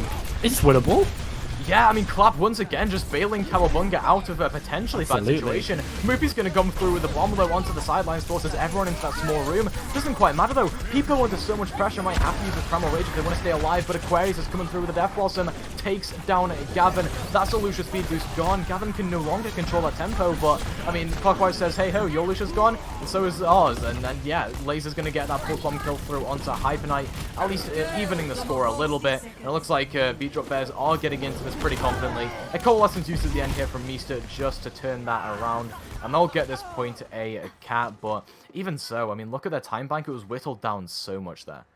So much. They got under a minute, and now they're probably already going to have a worse time bank going in, but I think if you're Beat Drop Bears, you don't care. You just want to try and finish the map. But look at the ultimates that are coming up for Cowabunga. They've got both DPS ults. Clap found both supports last time.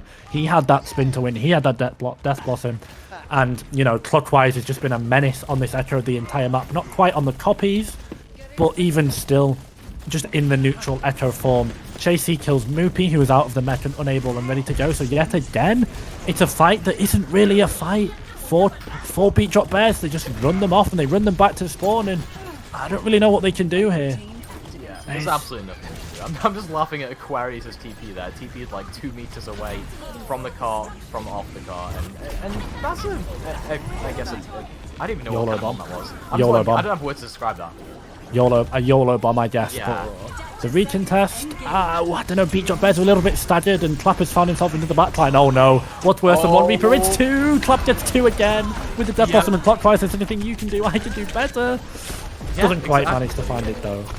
And the key part of that was Clap got into the backline, right? That's all you needed to say, and I would have predicted that they got a 4K, because, you know, anytime Clap is allowed that kind of space, it goes great for them. And Cowabunga are still chasing some of these kills, but there are a lot of players on Beat Drop Bears actually trying to go aggressive now. They get that bomb into the back, they're going to zone some people off from that, but it doesn't even matter. Clockwise is going to take out Mista mid Coalescence, as Aquarius with the Death Blossom into the back tries to turn the tides, and Kernmaster is there as well with a little bit of a Lucio diff onto Gavin. The Beat Drop Bears come back into that with a vengeance. Cowabunga maybe overextended just a little bit. Yeah, looks like it's 1, 2, 3 BAP. How many Reapers were on this map? It was 3, because Clockwise managed to copy, but unfortunately in the end, Aquarius came up big. But yeah, round of applause to Clap for how well he did in that last fight. Clap has been so good on this Reaper. It's something that, you know, you have to turn up on this Reaper. I'm going to be honest, because it is the carry hero in this composition. This comp is designed for your Echo and for your Reaper to really pop off. You have to go for these big hero plays, and you have to go really hard with your Reaper, play around your Reaper. And for Cowabunga, it's working dividends, and yet again they get the win condition. Aquarius is gone, so that's so much tank pressure as Aquarius is out the fight. Yeah, absolutely. I mean, it was just one of those, again, one of those high-tempo engages from Cowabunga. They aggressively beat, Clockwise gets a kill, and then the rest is just history from there. I said this on Hollywood. They're taking these very quick team fights, and B-Drop Bears, they've got no response. Yeah, Cowabunga are taking these so quickly that by the time I'm throwing it back over to my play-by-play, why is he? The fight's done. The fight's done already. I'll give you it over here early, but 2 ultimates for Cowabunga. They've got high ground control. It should be pretty smooth sailing as Clockwise copies the Diva. And Clap again into the backline with that Death Blossom. Thankfully doesn't get anything this time around other than that mech of Moopy, and it's still up in the air still in the right now. backline. Beat Drop Bears have got a couple of kills. Pipo's right in there, takes out Gavin, but with Kernmaster falling, you're not going to have too much stability or tempo to work with here. Beat Drop Bears, I mean, they're slowly getting whittled down. Pipo with a Primal Rage almost falls, and Clap is actually hacked up and taken down there by Laser. So there's still a very big opportunity here for both sides to really take this. Hyper Knight uses that Primal Rage to try and get onto that point and commence that disruption. Aquarius into the back. Chasey doesn't have any Matrix, so can't stop that from happening. Taken down in that mech, and Aquarius looking to clean up onto Jam as well. But you've got a reform. Aquarius, you just kind of threw there, and now Misa's going to come back with the Coalescence as well. Deals so much damage in there. Takes out Hyper Knight, and somehow Beat Drop is still in this. Beat Drop carry on to the death. It's overtime, they have to. Clappers yet again found himself in a backline. You'd think he's got a holiday home, the amount that he spends there, and has been spending at this fight. Laser's got EMP though if he gets found out. No, it's forced, but the beat comes down from Kern as well to keep the most healthy. Clap though in the backline. He's been a problem this whole game. He continues to be a problem. That's Kern on the AoE heals, and this bomb from Moopy. He falls to the med, but he finds 2. Yeah, Moopy, oh my lord, turning the tides around with a bomb right now is a complete Clap from Clap to maybe make this into their favor, and it looks like they're going to do just that. Clap gets the final 3 kills there to end things off, maybe even the 4th one here onto Pipo. Clap ends this series off just the way they started it, by popping off immensely, drags their team over the finish line, and Cowabunga take that victory. Yeah, Cowabunga are fighting tooth and nail. They absolutely Goomba stomp on the Drop Bear, and they send them packing. Beat Drop Bears move 2-1 and 2. Cowabunga take the victory. Congratulations to them.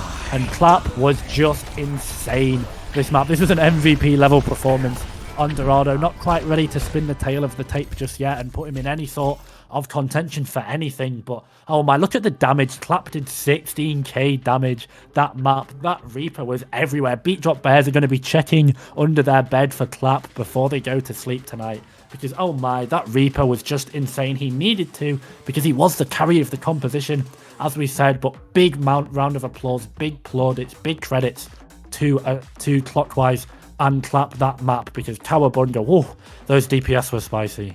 Yeah, and Shund, I kind of want to get your opinion on this, because that was one hell of a game. I mean, it was back and forth for like the first half of it, but then it felt like Cowabunga really took over, wouldn't you say? Absolutely, yeah. Just watching that match, you kind of had a feeling, though, it was coming, because they made those adjustments on map number 2. And then from there forward, just whatever was going wrong on map 1, they fixed it, and that was a wild 2 maps, especially from both Clap and Chasey. Those were spectacular performances, so hats off to them. And speaking of Clap, we have both Clap and CEO waiting in the wings. Welcome in, guys, and congratulations on your win. That was quite the performance from you guys. His work. You know, I clocked in, lost my map, and then, you know, watched my team win. You love this. Anubis was close as well. Like, you guys almost and probably should have won Anubis. Beat Drop Bears, as we said on the cast, they got the final bite of the cherry too many times. But yeah, congrats.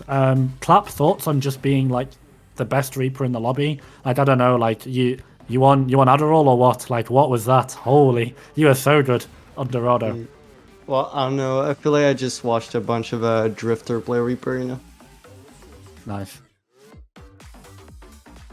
Yeah, absolutely, and genuinely there. I mean, you know, we aren't like exaggerating things when we said you were the best Reaper in the lobby. I mean, even in that final team fight, you dragged your team across the finish line. Like, I'm sure you guys were like at least disagreeing in comments about whether to reset or invest into that fight, and you were like, yo, let's invest and win. Winnable. Right?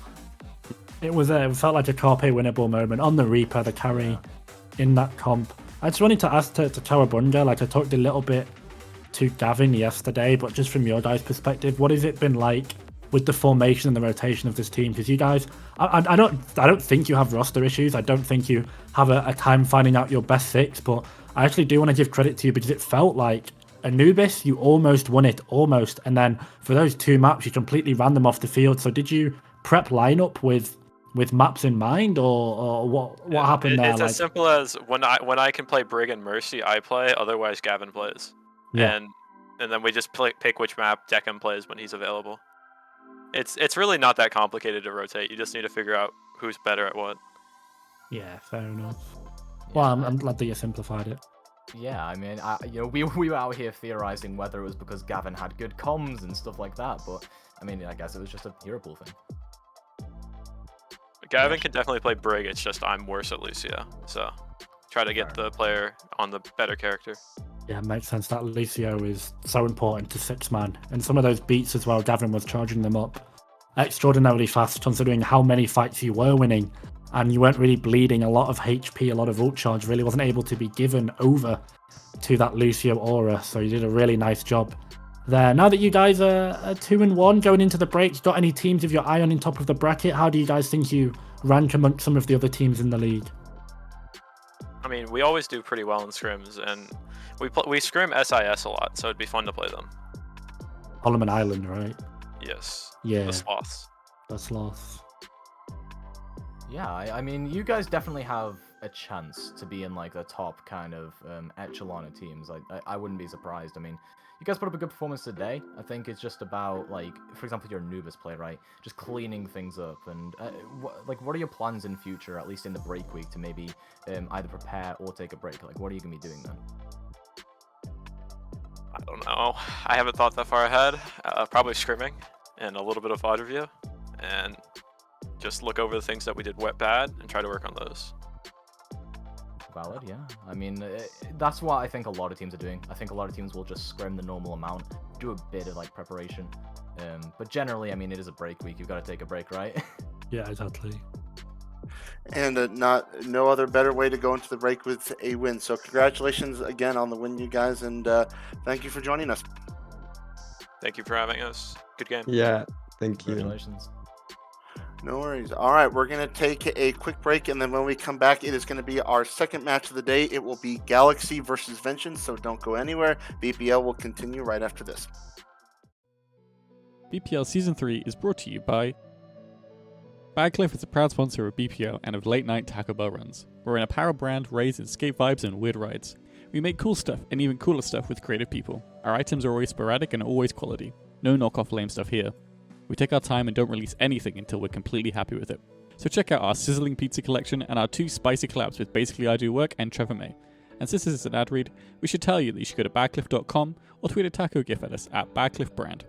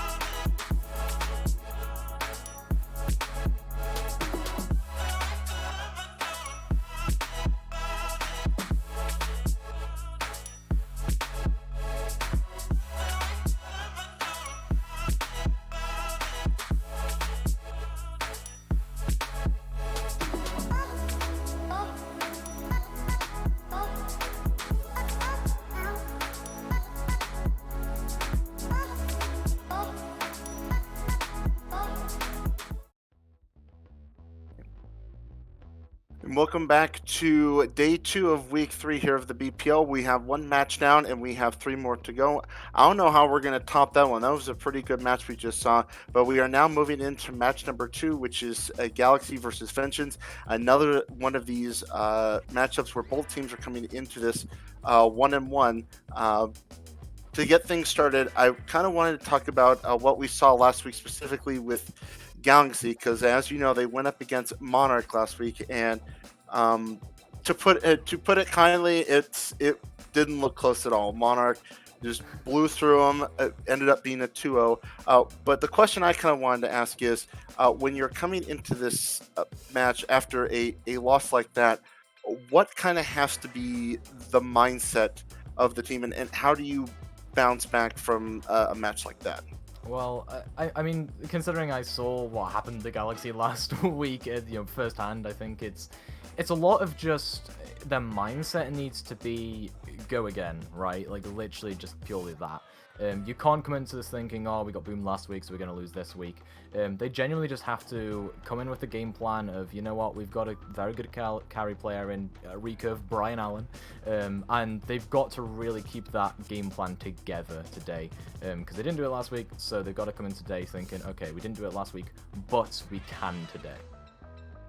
Yeah, I think, dare I say it, that Galaxy should not just play Pharah. And not just play Pharah-based compositions. I think if they're booming because of mental, I didn't really see it last week and I didn't hear too much about it. It's going to want my first look at Galaxy in particular. So interested to see how they play and how they go around, and it'll give me a good rating, I think, of Monarch in particular. But I know Vengeance is strong. Bingo and Pandemonium. Bingo is obviously Farmer. Farmer, Pandemonium, very strong backline. Eli has come up from B-League. Hopefully he can put in a clockwise over performance. They've got Josh in starting, Kumis and Cypher as well. So I believe in this Vengeance budget team. I think Vengeance are the better team on paper, but who knows? Yeah, and looking at the map pool for this match, so we are going to pretty much it's going to be essentially the same map pool as we just saw in match number 1. We're going to go to Temple of Anubis first, then over to Hollywood, and then if needed for the tiebreaker, we're going to go back to Dorado. So looking at that map pool and knowing what each of the teams runs and who's on each team, when looking at these maps, do you favor one team on a particular map over another? I honestly, I think Galaxy, and this is where I'm probably going to disagree with Jace a little bit, I think they'll be a lot better on Hollywood and Dorado because they've got Recurve, who is, I think, a nut on the flying characters, which are both very good on Hollywood and Dorado. So if anything, I think Galaxy have a bit of an edge if they can utilize Recurve effectively, but like Jace said, it isn't going to all come down to that. I think you are right, though. I think definitely Dorado. I'm always questionable about the air characters, the funny flyers on Hollywood, particularly without a Wrecking Ball. But if Funex can play Wrecking Ball, I think it'll be really good. On Anubis, though, we've seen it before, though. Like Mazino, or Dynamic is his actual name, put in a monstrous performance on Echo in World Cup, I remember.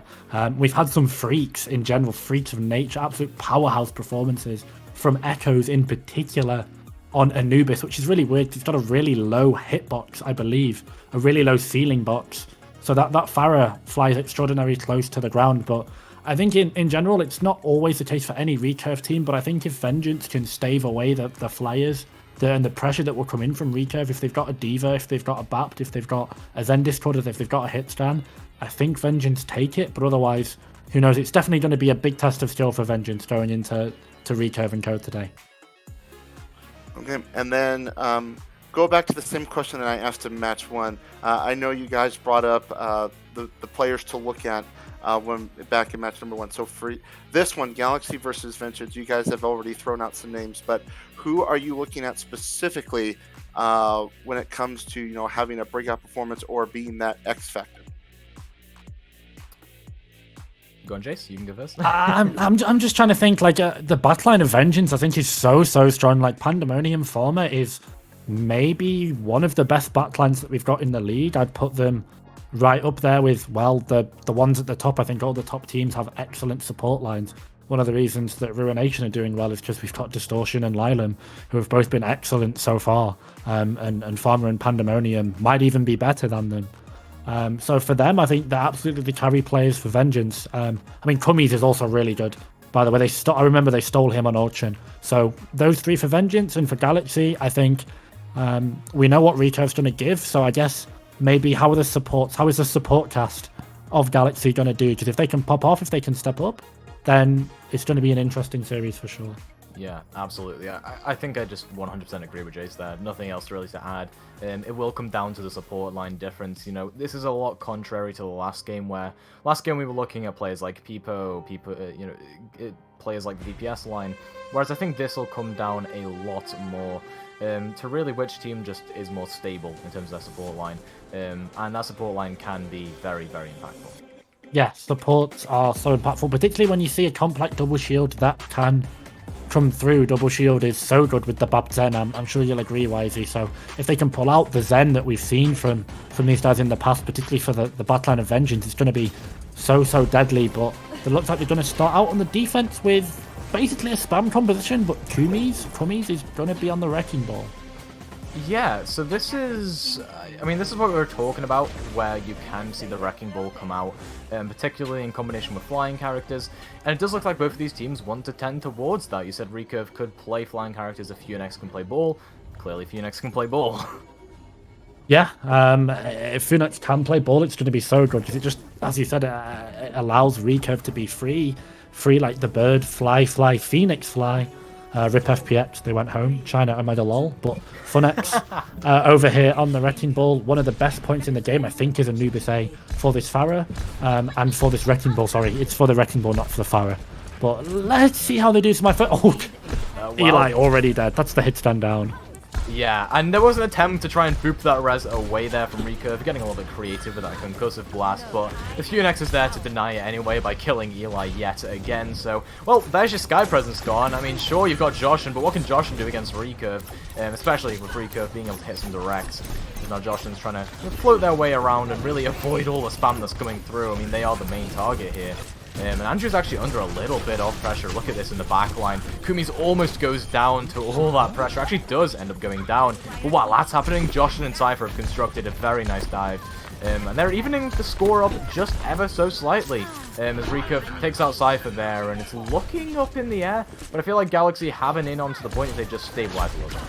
They really do, and it's off the back of the Pharah Freak. They don't have much point pressure that comes in because of the ball and because of the Diva. Superb lost his mech, I think, really early in that fight in Funex. Well, Funex is just never going to hold an objective. That's a snipe from downtown. Goodbye, Farmer. Recurve looks on fire, and as I say that, he gets executed by Joshin. Yeah, a brilliant kill coming through there from Joshin, and well, the res onto Bingo is amazing here as well. Vengeance, they can just stay completely stable on this point. The nano onto Funex basically gains absolutely nothing. In fact, Funex might even get taken down here in the back. Somehow going to escape while Kumis goes in for this hard engage. Andrew just going to get bursted down. And this is a point in the ball compositions. It's the ball and the DPS players that have to combine together. Absolutely, and Vengeance is slow. Definitely, they're letting Galaxy go first, but they're picking their moments, and it's being rewarded with. I'm sure in order to win this fight, all that Vengeance needs to do is get an execute from Eli or Joshin onto Recurve. If Recurve falls, then they lose so much pressure because of what they lose for the Pharah. But as I say that, Eli goes down, so yet again, the skies are free. Just got an echo to deal with for Recurve. Yeah, well, the res comes through, but while that's happening, in fact, Joshin gets a kill onto Andrew, so once again, it seems like Andrew's is always quite tender in that backline. Barrage from Recurve achieves absolutely nothing other than getting Joshin out of that duplicated form, and while that res does come through onto Andrew, it doesn't matter because Infinity has also been taken down. Recurve's going to try and take out Eli there, but it's just being supported by the rest of their team to stay alive. And Superb Kumi is going to get traded back and forth here, but Eli takes that air track. Recurve no longer has any support to work with. The Galaxy once again will just be kind of pummeled, basically. Yeah, Galaxy are getting pummeled for sure, but they're getting pummeled on the ground. I think they're losing out on the air duel, but it doesn't matter because Joshin is just unleashed on this Echo. Eli, the poor guy, has just been getting the full brunt of the angry Pharah in the skies. Mr. Brian Allen going full in for that Ash, but unfortunately, just nothing else that can come through. Where is Infinity? Where is Funex? Where is Superb? It felt like these guys have not really been around, and I guess that's one of the pitfalls of the Pharah comp, but who knows? And as I was saying, there's 50 seconds left on the clock, so Galaxy don't really have any ultimates. Vengeance don't really have any either, but Galaxy really need to do something special here, I think, because so far, their game plan, it's not been working. Yeah, and they've got nothing to work with here, so what is their game plan, right? I mean, sure, you can get that kill onto Eli, but the res will come through pretty promptly. If they can actually manage to get it, Pandemonium actually caught out there a little bit, taken down by a direct from Recurve, so here's where we see Brian Allen actually getting some value, takes down Joshin, a little bit of revenge for the previous few team fights, and they've come back into this brilliantly as Galaxy will cap up the first point here. Sure, he's going to be pissed if he watches the cast and we're just referring to him as Brian Allen if he's like hitting, as he's hitting like really nice direct shots. But the reason that we go on about this Pharah is any composition with Pharah, I believe, is do or die by that bird in the sky. Not just because it is Recurve, because it is Pharah in general. But luckily, Galaxy unlock it. They finally managed to they finally managed to fly free, and they unlocked the payload. 2 minutes 51 left, but look at the ultimates and Vengeance. So they've got copy. Never mind, they don't have copy. Joshin dies. Yeah, Joshin getting taken down first is so good here, and Recurve just comes through with a barrage. 4 taken down with that, if you count the Diva mech, and really coming into their own now. All they needed was a little bit of time to warm up. Might even achieve 6 kills here if they manage to kill off basically anyone else here. But that's not even going to need to happen, as Infinity's here with a lot of the follow-up. Superb as well, takes out Eli for the millionth time this map. And even though the duplication does come through from Josh, and it's not going to matter too much here, they're going to get taken, forced to use that Diva Bomb and not quite taken out the mech, instead taken out the duplication form. And Joshin's going down really low, but while that's happening, so is Andrew actually. Kumi's just going to give up on taking out Andrew, doesn't even care. And Recurve is back here, getting that direct onto Joshin and looking for a little bit more. Pandemonium whips out the Glock, takes out Andrew, and Air Trek as well. A Superb takes down 2, but I still think it's okay here for the defensive side. The Mercy has done enough here, at least for Vengeance. And while Infinity falls, yeah, that looks like a very, very good stabilization here for Vengeance. Oh, it was so big from Pandemonium. He says, listen, Eli, if you can't do it, it's all right. I've got Valkyrie. Let me take the reins. And one thing I actually want to be critical of here is we've got 1 minute 30 left on the time bank. So Galaxy, for all their successes, they've been very, very slow to push this. Only 47% left on the point, Wisey. As I was saying, Eli has not really had too much support. I've not really seen Cypher DMing these rockets containing this beast that is Recurve this entire time. So really critical of the Diva gameplay for Cypher, for Vengeance. That off tank has been missing. And now as he put the nano onto Kumi, they're looking to go aggressive. But Recurve looks like he's got his eyes on Joshin and off the backline. Yeah, actually, Recurve is nanoed up right now, but not able to get anything off of that. Instead, it's Eli and Cypher into the back that are just doing so much work. 4 kills between the two of them. And now we're looking at Galaxy basically getting down to 1 fight territory. Yeah, absolutely. You'd think it's weird that Eli has done way more work on Tracer than he did on the Ashe, considering the easiness that it is to pop a hit scan. Looks like Galaxy are going to make a full comp swap, though. Infinity pulls out the funny Swedish small man. Recurve goes over to Dave. So they've got a broad composition against a ball. I don't really recommend it. I think they've just counterpicked themselves. But with the ultimates that are coming up and they're coming in for Vengeance, this should potentially be a very, very easy final fight. You know the brawl is going to rotate, split them apart, and send them back to the spawn room.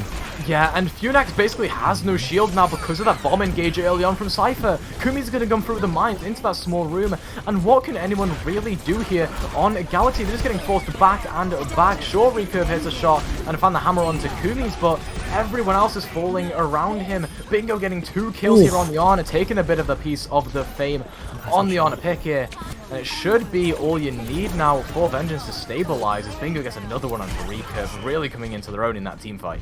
Yeah, it looks like in the end the 2 CP respawns were just too thick and fast. I liked the brawl swap, but not against the composition of Vengeance and those poor DPS from Galaxy. Infinity as well, who we've not mentioned.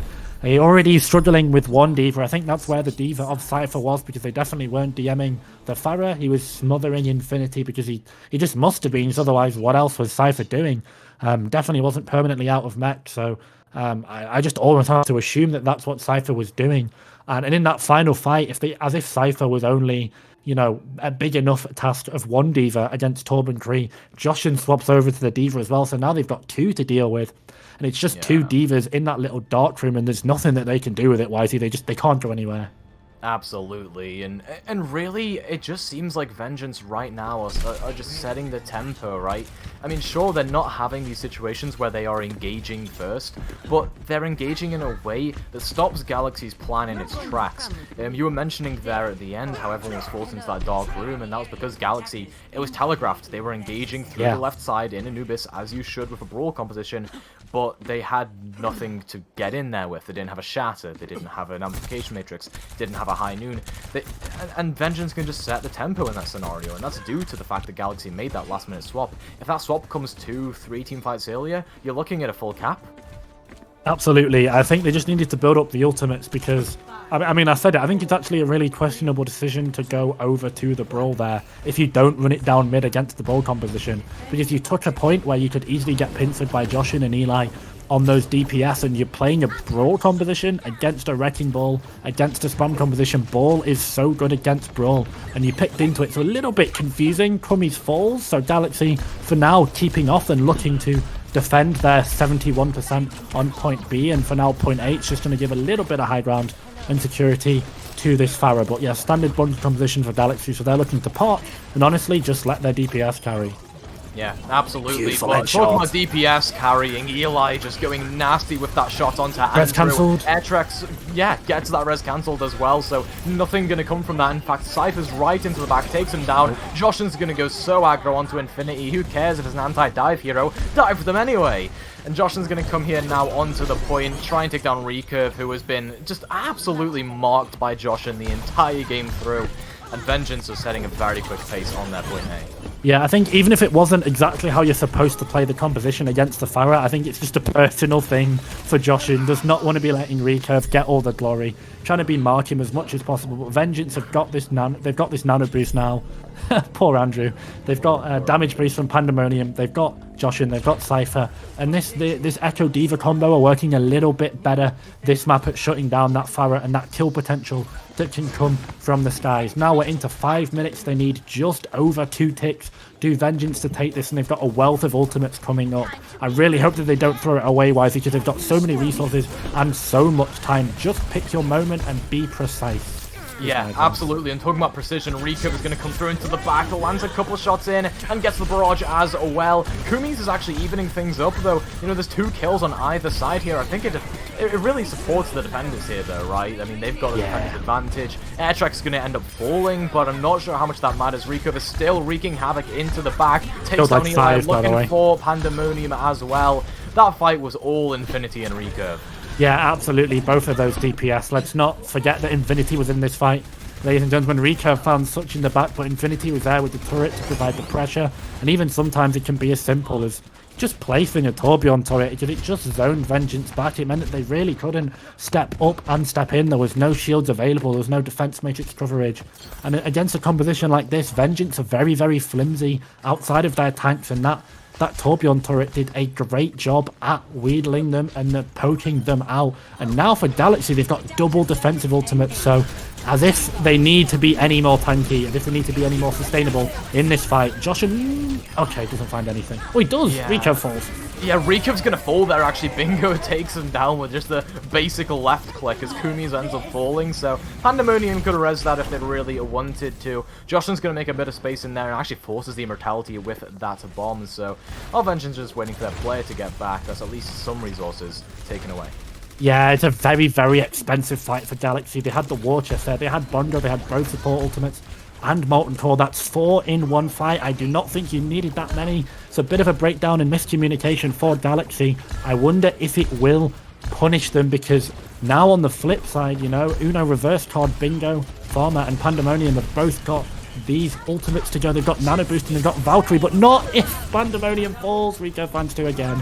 Yeah, Recurve just concussive blasts into the back, takes 2 down, and again, this is what you need to be aware of if you are Vengeance, is that Recurve is very much there, very much able to do those kinds of things, and Infinity just showboating a little bit as well, with a nice old hammer kill. got the hammer kill onto the Baby Diva. It always feels weak when you get a hammer kill onto the Baby Diva because she's just actively looking to die, right? So has to be onto a Reinhardt. Exactly, it has to be. Or just on anyone that isn't staggered, I think, and then you're okay. But nonetheless, 2 minutes 55 left on the clock. Let's have a quick look at the ultimates, a quick look at the positions, a quick look at the comps. Vengeance have not done a good job of displacing this bunker of Galaxy so far, and what it's done, it's allowed Recurve to put so much damage onto the backline. Is yet to go here again, but luckily, is this the moment Recurve falls early?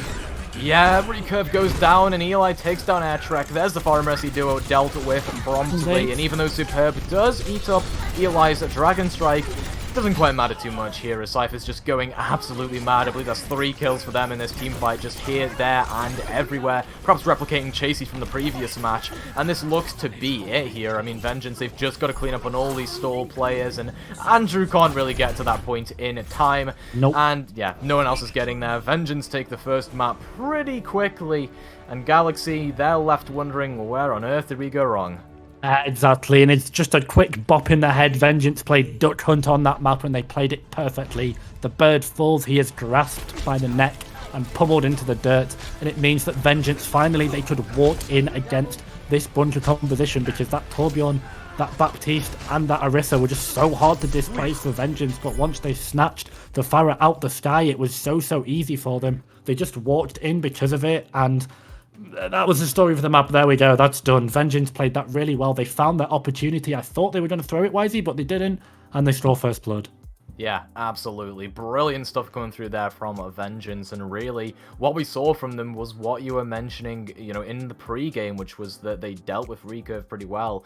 In the team fights they did, anyway. Sure, Recurve got a few massive plays here and there on the Pharah, which is about what we'd expect from him. It still ended up being Vengeance's map to take, because the team fights that they did do a Recurve, for example, when Cypher just peeled really well, took down Recurve, took down Air Trek, those were the team fights Vengeance were winning, and those are the only team fights you really need to win, because they were the important ones. They were the ones that allowed them to cap that final point. They were the ones that allowed them to cap that point A, and as long as they defended pretty well on point B, which they obviously did, I mean, it was only 71.1% for Galaxy, everything else is good. You've just got to cap up fully there, and that's exactly what Vengeance did. Yeah, absolutely. It's just, I guess it was just a waiting game. I think Vengeance were always going to get it because, well, the 10 bank was like, what, 5 minutes going into point B? It was just so big. They just needed to go with the ultimates and be confident in the fact they did it. And I think it's a good sign because how quick were they once they managed to foul that Pharah?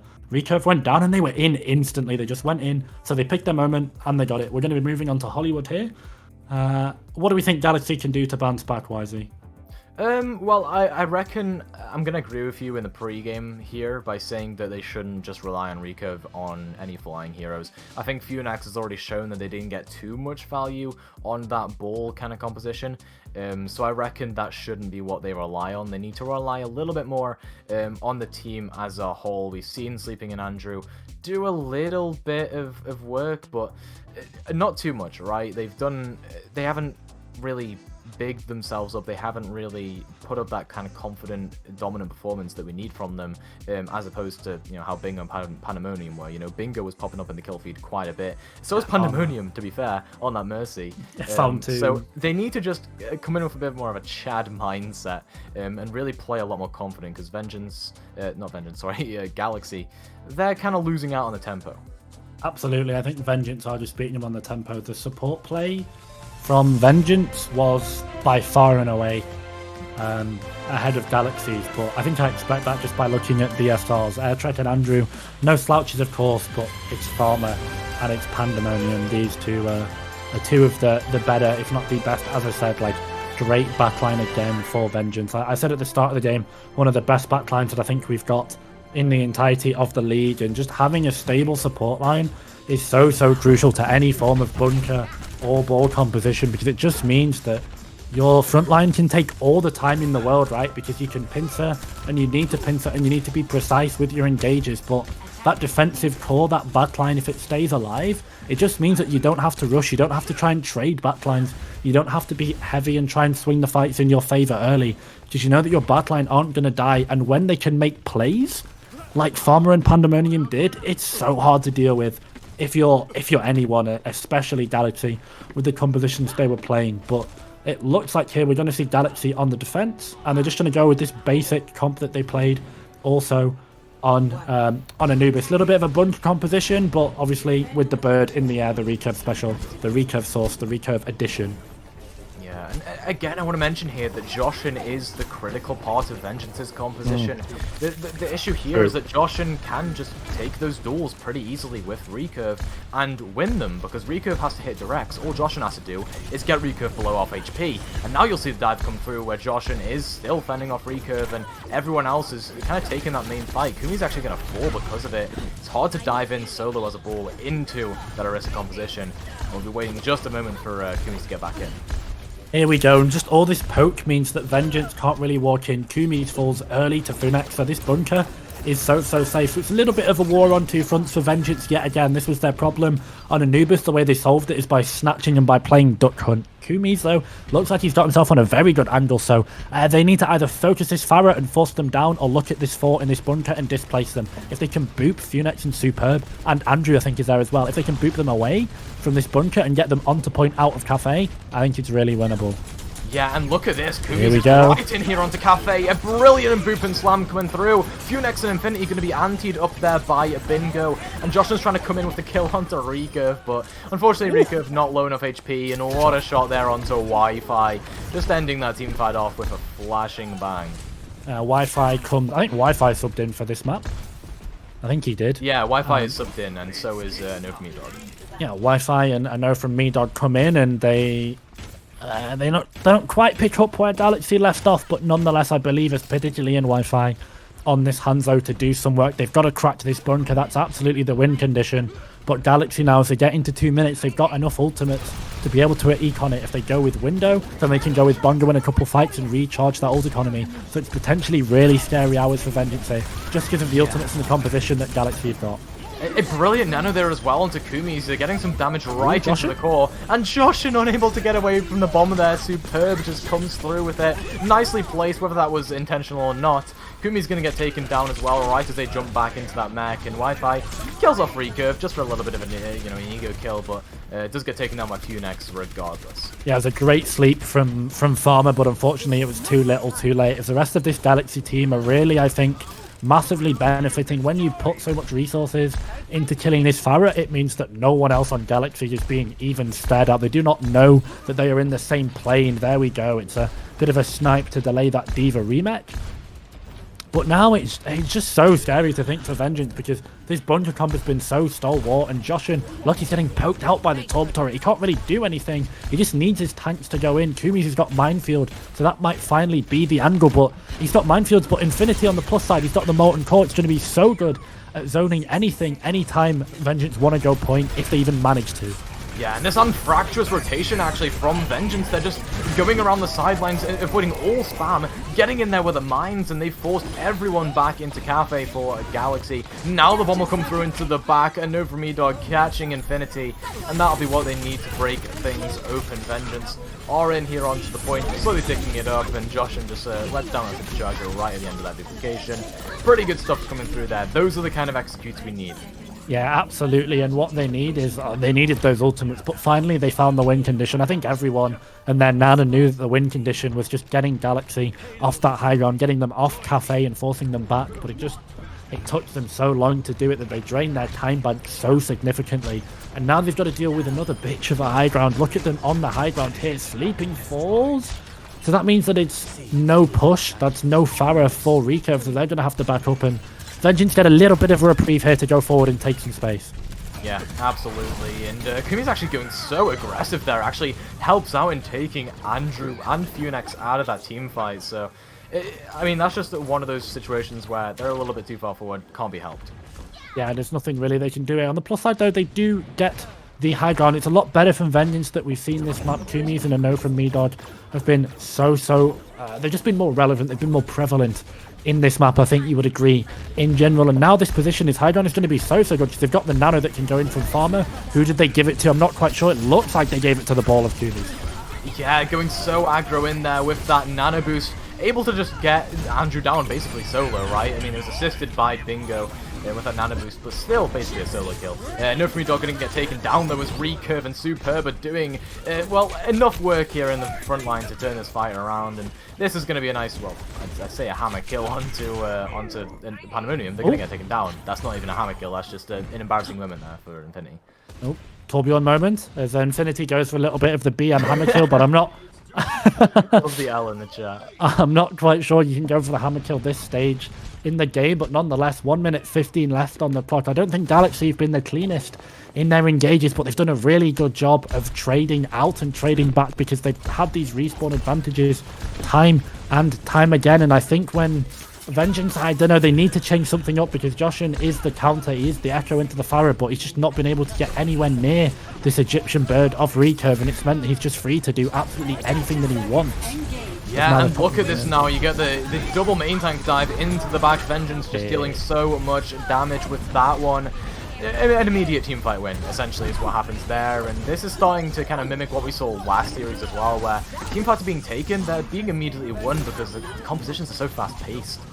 Yeah, and it looks like we found the win condition for Vengeance, which is just have 3 tanks. Yeah, it looks like that's the win condition for Vengeance so far, and if they can generate these ultimates... Here we go, good snowball though from Vengeance. Let's see if they can get any more. Yeah, I mean, they're looking for it. They're looking for maybe D-Max Superb, which is huge. Yeah, oh, they managed to get through, and they're not going to kill off Baby Diva, of course, because you don't want to have the mech in the next fight. If they can res him, but they might trade 1 for 1 for Pandemonium. Funex is going in, so have Vengeance blown it, Wisey? Have they given up that snowball potential? They've got the ultimates. If they think they need to win a fight with some ultimates, they can use them. They're still pretty happily pushing this payload forward, though, as now Superb is back into that mech. But a huge anti-cross map actually catches Sleeping in Andrew. The Diva bomb is down good. Pretty low. Bomb into the back, actually manages to catch that on us, so very good stuff coming through there from a no from me, Dog.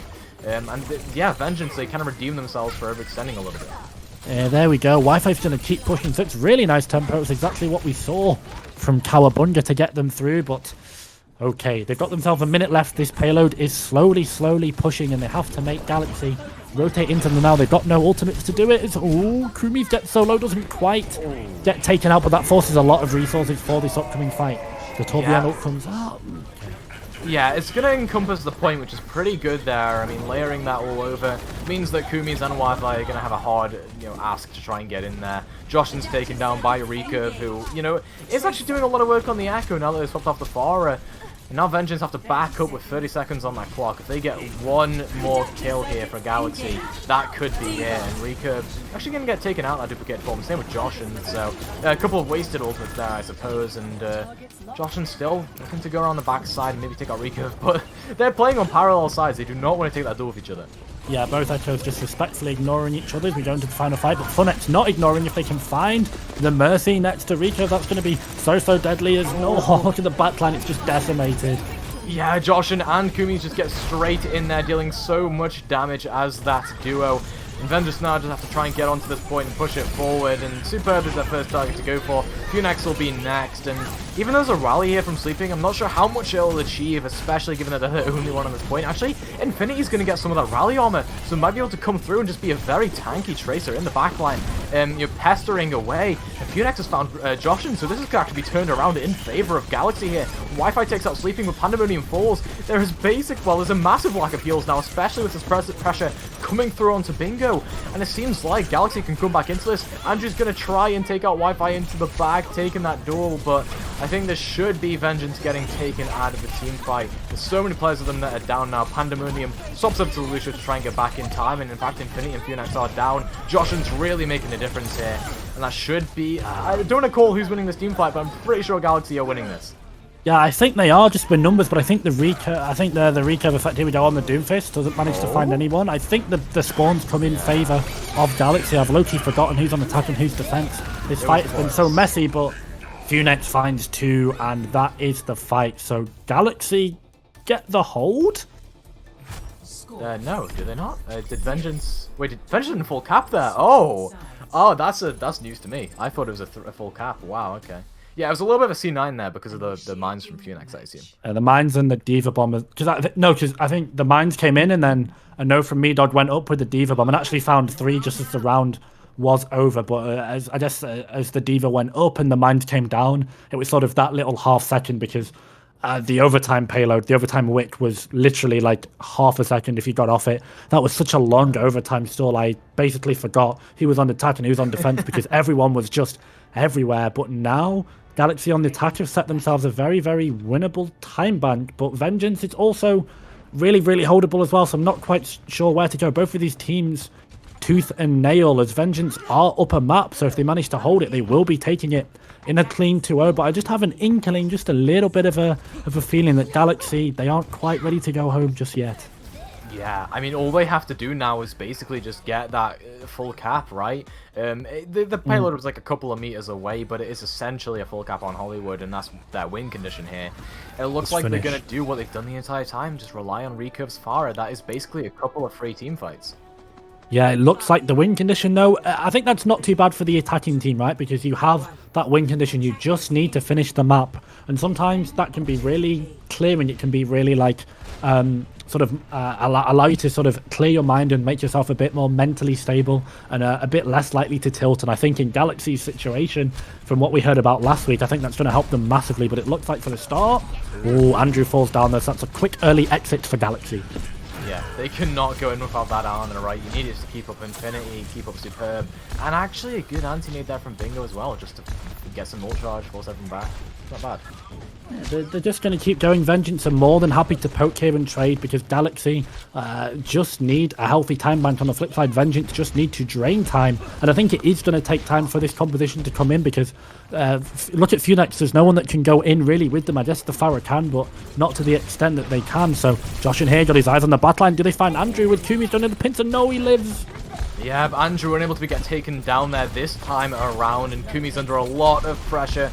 Almost falls there, but just gets that health back in time. Recurve and Funex were actually antied up there, so that'll be converted into a kill. But talking about kills, Superb and Recurve are doing all the work right now for their team. Gets a load of kills coming through.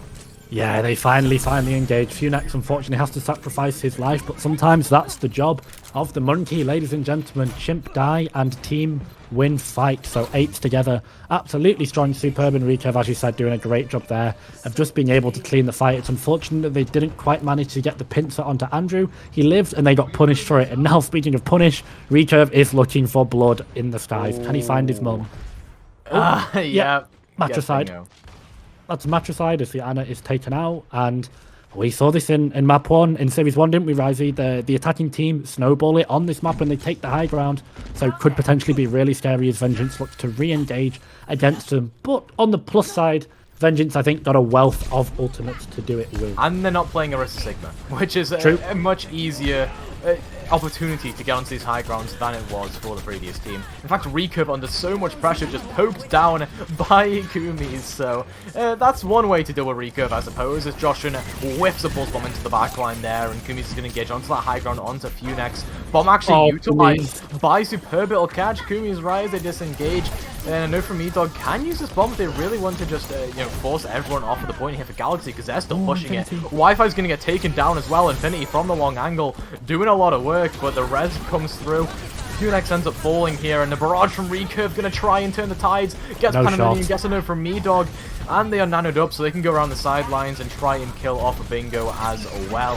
Andrew going to get taken out here by Joshin, so once again, it's one of those even team fights where it's hard to call. But that res comes through, so it's completely fine here for Galaxy. That being said, though, there's a couple players down again. Joshin just making the difference. This is just like the last series. It seems like DPS players are doing so much work here. Yeah, absolutely. It's just been so much as Funex has found the backline. Andrew got rezzed up and then immediately basically one-clipped by Joshin. Wi-Fi and Joshin have awoken on this map. They do not want to take it to a tiebreaker. They're ready to go home. They want that 2-0. I can tell.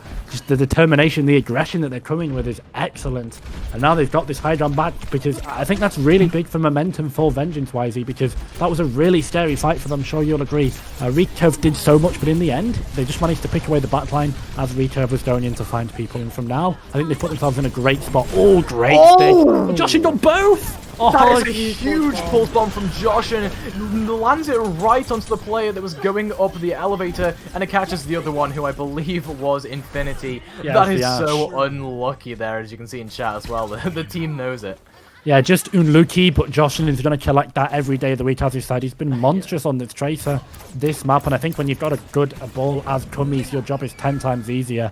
But yeah, fantastic work from the dive trio, Kumis, Wi-Fi, and Joshin of Vengeance, and this is potentially their weaker roster as it is map 2, but it does not look like it. And Recurve here definitely losing out in the Pharaoh 1v1 if I say that. There we go, Wi-Fi gets in. Pharaoh 1v1, it's more of an Echo 1v1, I'll give you that, but I meant to say yeah. Wi-Fi takes him down, so it's all the same at the end of the day. Recurve's out of the fight, unable to make an impact, and so is Andrew. This is really good time buying here for Vengeance. You know, they're not winning these team fights wholeheartedly. They're getting these stray pickoffs. Yeah, and it's just one of those where like they're just kind of chilling and playing with the clock. They're waiting for Galaxy to engage. They're counter-engaging.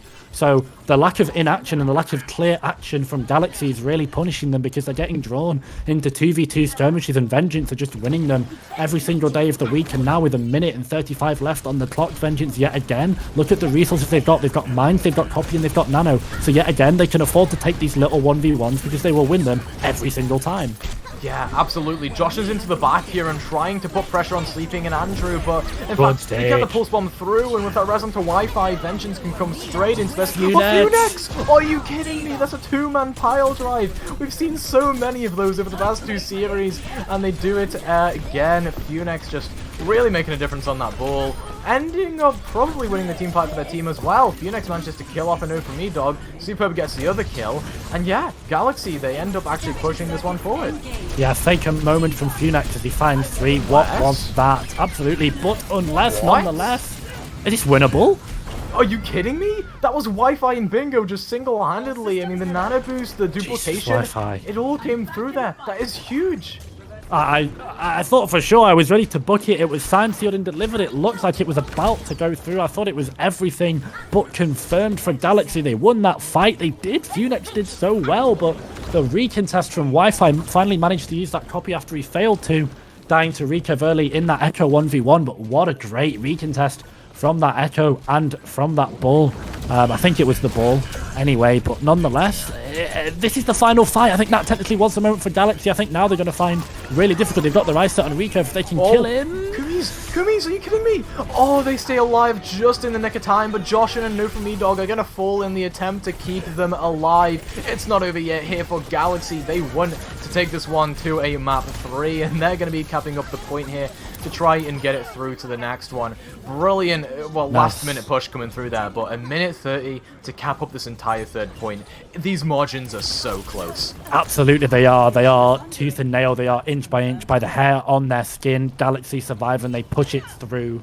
Like S Club 7, they reach for the stars and they just manage to get them into the final fight. They've got resources as well, something I did not expect. When you give up these overtime fights on the attack, most of the time you burn every ultimate you've got, but you're coming up on 4 ultimates, and what are 4 ultimates they've got, in particular that Nano and that Copy, are going to be so good. So Vengeance here might get snowballed potentially. Yeah, absolutely. Kumis almost goes down there, and a bomb from Superb will zone some people off. In fact, a no from E-Dog takes a lot of flack from that Diva Bomb, but it doesn't even matter. They just go straight in, takes out Funax, and that, well, somehow Infinity gets killed off by a mine. I'm assuming they blinked into it there. As a Recurve duplicates the Mercy, doesn't even try to... Okay, they're going to try and res Infinity back into this, so it is not over. In fact, they've got the value out of that duplication, and Infinity comes straight back, gets Kumis down, and this is Galaxy's opportunity to try and start driving this forward. Recurve went for a little bit of a frag play on that Mercy, but now they're just diving in with Funexes in the backline. Joshin will get healed for, and Galaxy have a very big opportunity now. 10 seconds remaining, and it's going to come down to one fight. Yeah, it looks like Gamer Girl Mercy there. Recurve, Mr. Brian Allen on the maid outfit, clutched up on the Mercy. But as I say that, it's such a good Diva Bomb from a no from me, dog. It's overtime fight. Here we go, YZ. Yeah, this is literally it. I mean, Galaxy, they've got to turn this around in this one flurry of actions, and that pulse bomb as well will zone some people off. Recurve takes themselves down with the right click. Kumis is gonna fall, but what does it matter when everyone else is here for vengeance and very much able to make an impact? Wi-Fi is gonna get the bash kill with the duplication, And that should be it here. Galaxy, they threw away their opportunity at the last minute, and all that has to be done now is cleaning up onto Recurve and Funex, who are going to fall very promptly, and Vengeance take a 2-0 victory. And to be fair, that scoreline does not represent the series at all. That was a nail-biter. Such a close game. The stars cry out, and into the abyss the Galaxy fall, and Vengeance, they put Vengeance out, the all-win Remembrance team, and they do him proud there, absolutely, with that map in particular. Vengeance Burger were so good. They were, I don't know, they turned up the heat. They're clearly used to being in the kitchen, I guess, as a burger-based team, and definitely that heat was turned up to 11. That was a Hell's Kitchen in that final fight. That was winnable for either team. So many mini skirmishes going backwards and forwards, but in the end, that copy, I think, that came out from Wi-Fi, I believe, on the Echo was just so good. That Brigitte provided them so much armor, so much sustain, and so much damage that Galaxy just didn't have the resources to deal with it. And now, Vengeance, 2-1, they take it. Yeah, and you call it the duplication from Wi-Fi. I call it that 2K bomb from an O from me, dog. Yeah, like, true, they start off that so like big. fight at like 10 seconds remaining, getting 2 kills like that. That basically puts a wrench in all of Galaxy's plans. You know, they can't engage properly. They have to react to the fact that, you know, they've lost a couple players. They have to adjust their plans, and while that's happening, Vengeance are setting the tempo. They're getting in there with the duplication, the sustain, and even if they didn't have that sustain, there was still a lack of players for Galaxy that Vengeance could have just followed up on, and they did perfectly. Shund, I want to get your opinion on this, because that was a very close map. I'll come back. That was, and not just a close map, a close match in general. I mean, yes, Yeah. Jace brought it up. It is a 2-0, but it's a closer 2-0 than the score would indicate. Galaxy looked a lot better than they did last week. It looked like they were a little more coherent, and they were doing a good job in these fights. Unfortunately, Vengeance just did a little bit better. They were able to win a lot of these scrappy team fights in the end. They get the 2-0, but that was very well played by both teams. I'm actually impressed by the way Galaxy, even though they didn't get this win, how I'm impressed that they were able to bounce back and make this a lot closer. Yeah, absolutely. It was just one of those series where, you know, it was kind of a one-sided scoreline, but not so much in the game. I really think that game was just defined by, you know, that kind of DPS matchup between Joshin and Recurve, that somehow it felt like Joshin was just getting the better of Recurve during a lot of those team fights. And as well, Jace, throwing back to what you mentioned as well before, was the support lines. Pandemonium and Bingo were just doing so much work for Vengeance.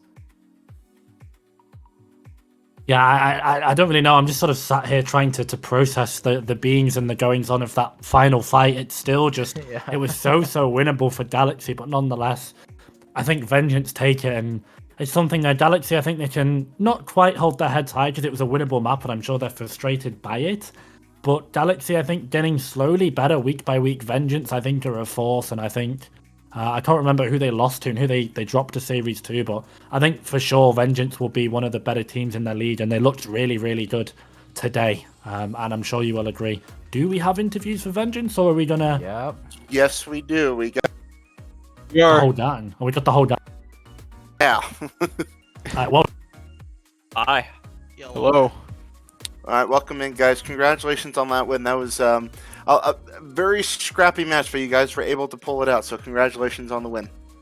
Thank you. Thank you. Yeah, and let's get right into things here, because that was, I mean, I'm sure you lot will agree, but it was a lot closer of a game than I think anyone would have anticipated, right? No.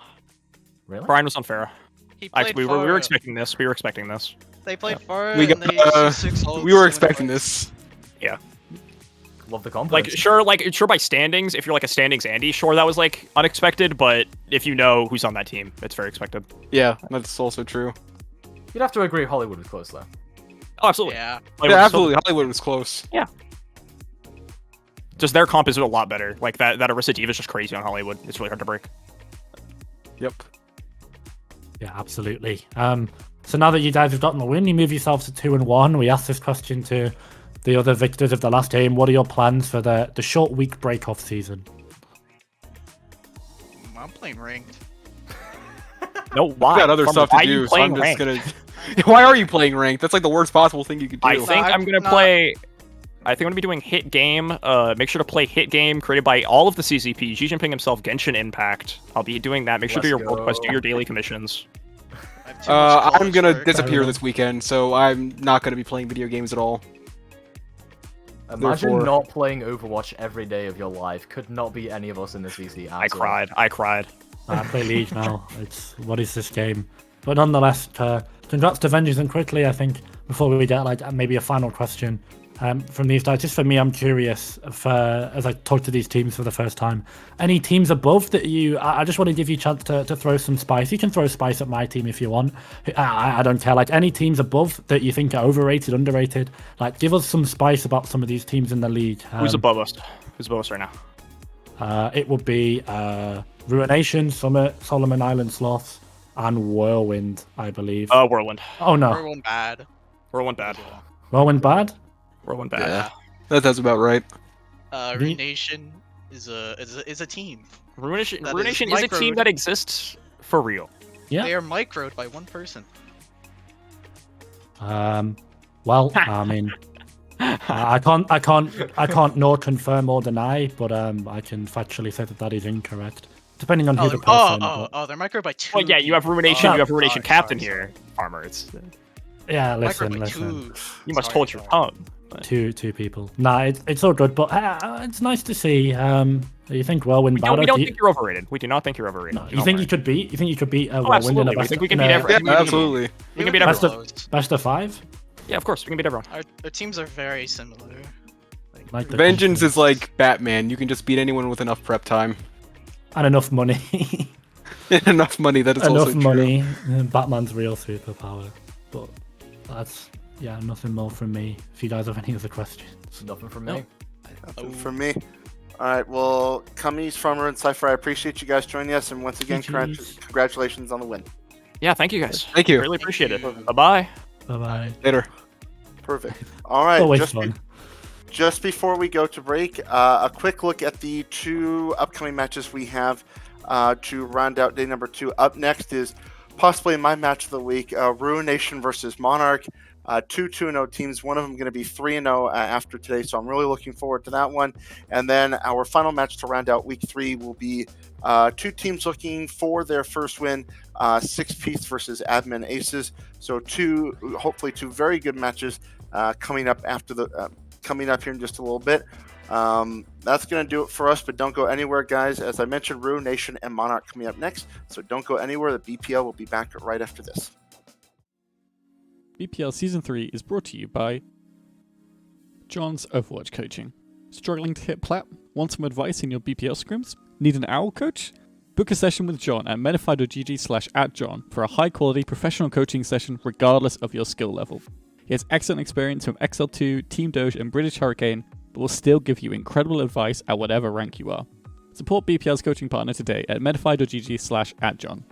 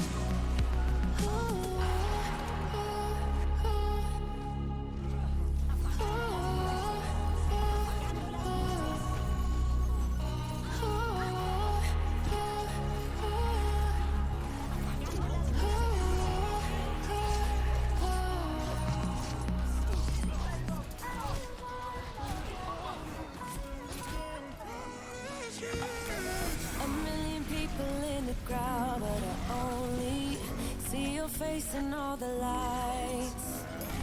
And as the bass keep pounding on me, baby, I really wanna make you mine. I don't really care about love. I don't really care about happy ever after. Something about you gives me hope. Something about you, yeah. When the sun goes down and the night sky's falling, do you believe in one-time lovers? 'Cause deep inside of my wildest dreams, you'll be by my side. When the sun goes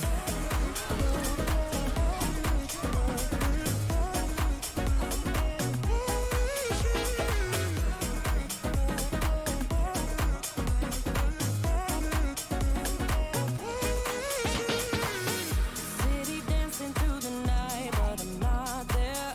You've got me soaring in the clouds. And as the ocean is surrounding me, baby, I'm sure we lost track of time. I don't really care about love. I don't really care about happy ever after. Something about you gives me hope. Something about you, yeah. When the sun goes down and the night sky's falling, do you believe in one-time lovers? 'Cause deep inside of my wildest dreams, you'll be by my side. When the sun goes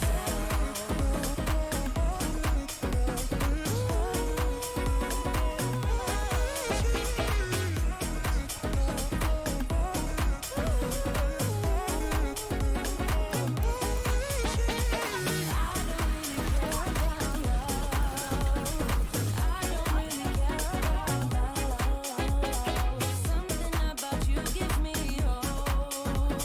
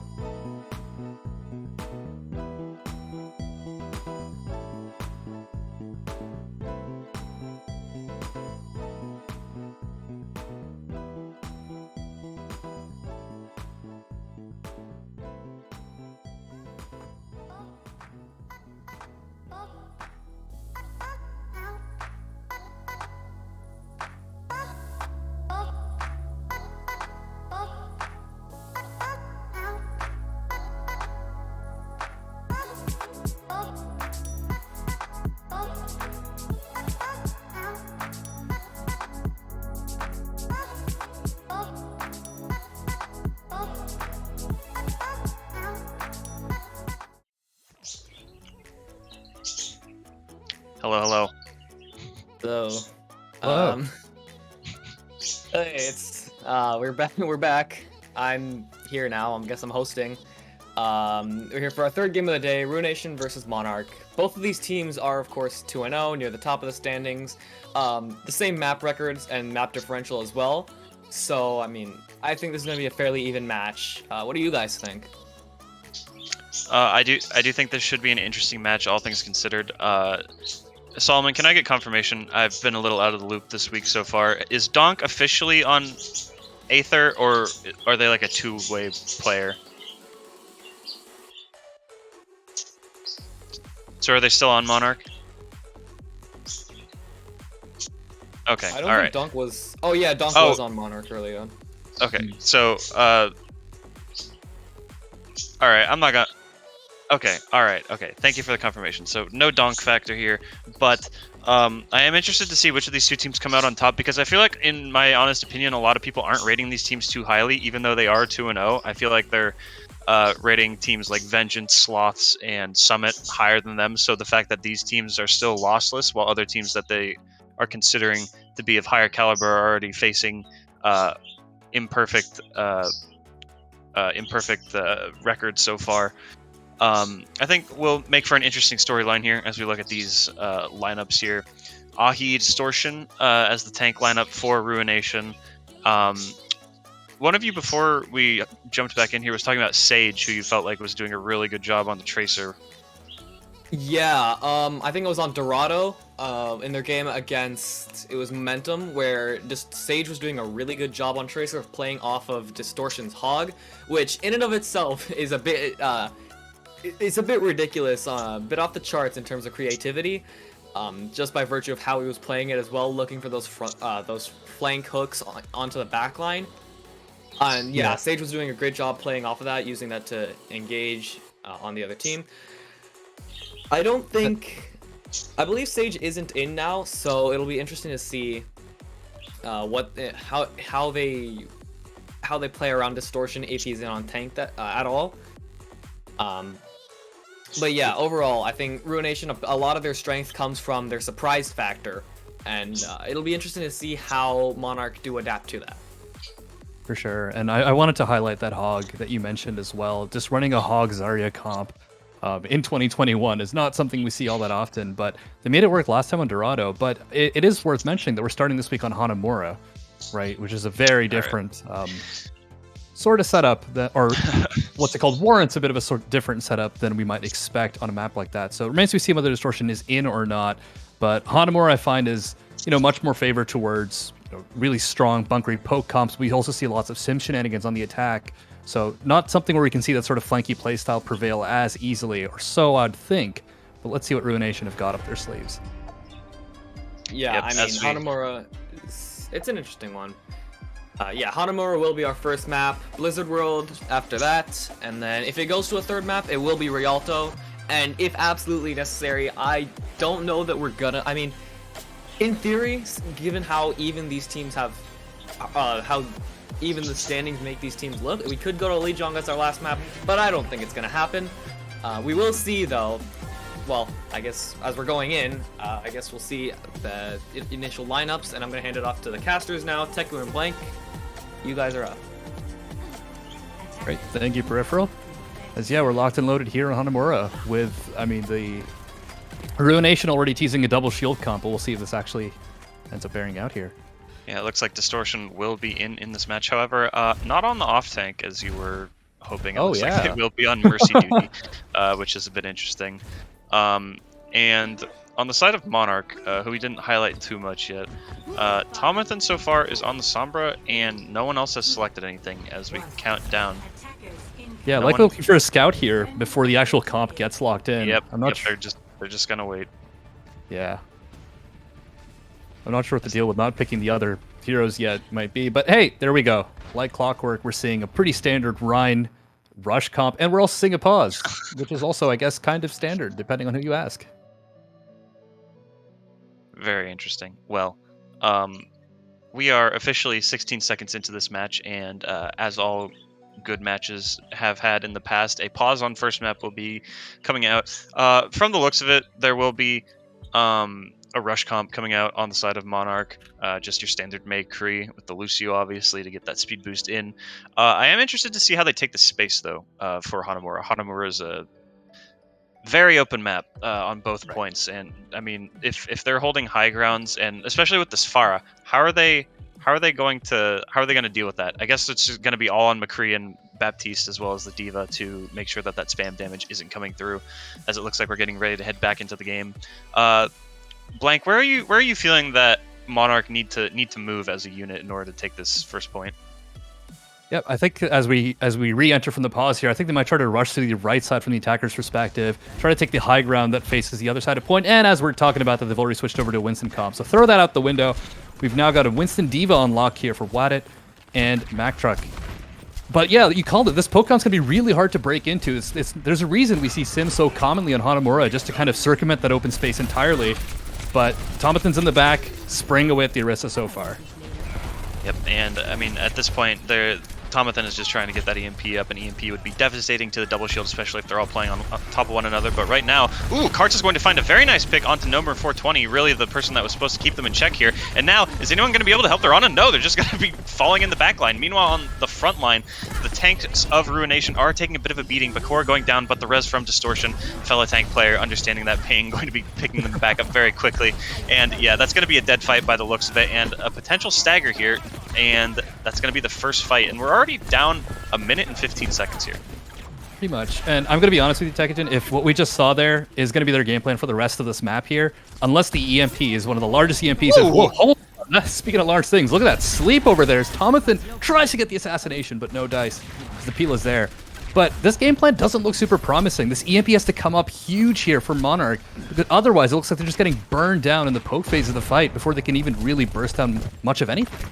Yeah, I mean, at this point, it looks like they're going to be trying to go for a Nano Monkey engage, build up that Primal, and then in the meantime try and get the Nano, or not the Nano, the EMP up as well. But I mean, Karts is just doing so much work in this doorway, and they're going to be dropping the barrage without any picks. That is unfortunate. A bit of distance maybe being the bane of their existence there. And now Wada going to be getting close to that Primal Rage, going to be jumping out quickly, and Distortion is doing a really good job on this Mercy, making sure that people are coming back into this fight, and another fight down, and half the time is off the clock as Spooky Ghost jumps into the Japanese forest below.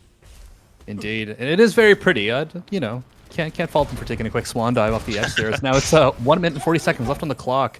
No comp sauce, but a lot of ults on the side of Monarch here. This is their moment. This is what they've been waiting for, and it has to come up huge. On the other side, though, it's not just Karts. Sage on the Ashe has been doing a ton of work and has that Bob locked and loaded as well. So Tomathan Sombra will have to disable that or something similar. Easy 5-man here. Will they be able to get... That's going to be a 3-man. They're not able to get the 2 on top, and Nomer is going to be taking out the Bob of Sage. Unfortunate, big guy. You'll be back in no time. Wadit going to be trying to do some fancy air juggles, but to no avail here, unfortunately. And now just going to continue to harass this Pharmacy, and yeah, that's going to cause Distortion to get out, and then without the pocket, Karts is going to fall. Very good job by Wadit, recognizing a very big win condition of Ruination, and after all of those ults, after all this time, it looks like they will be taking first point, and you know, they have a D.Va Bomb, they're getting close to another Nano, they have the Beat Engage as well. Honestly, all things considered, especially with the swaps now coming out from Ruination, this has the potential to be a bit of a snowball if they play their cards correctly. Absolutely. They put all their eggs into the basket of that EMP there, and it actually came up huge for them, as now Tomathan's already on second here, scouting. Sage will be on the Cowboy to try to keep the Sombra in check, but and speaking of, there's now a Torb on the field as well. So trying to stifle the snowball potential are Ruination. I think they see it coming. They want to make sure it's as difficult as possible for the attackers. But still, that Nano is locked and loaded, ready to go. They're just looking for the opening point here as Wadit jumps in. There it is. He is oh, look at that ante too. Is beautiful.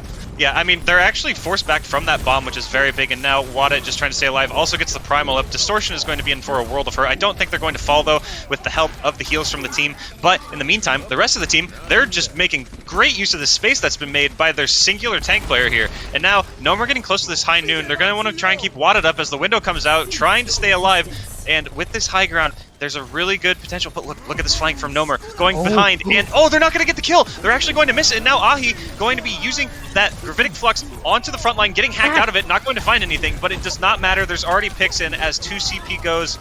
Once the first pick comes in, it's just all but confirmed that the defense is going to be winning that. Oh, for sure. 2 CP giveth and taketh away. The Sage just slept at the tail end of that.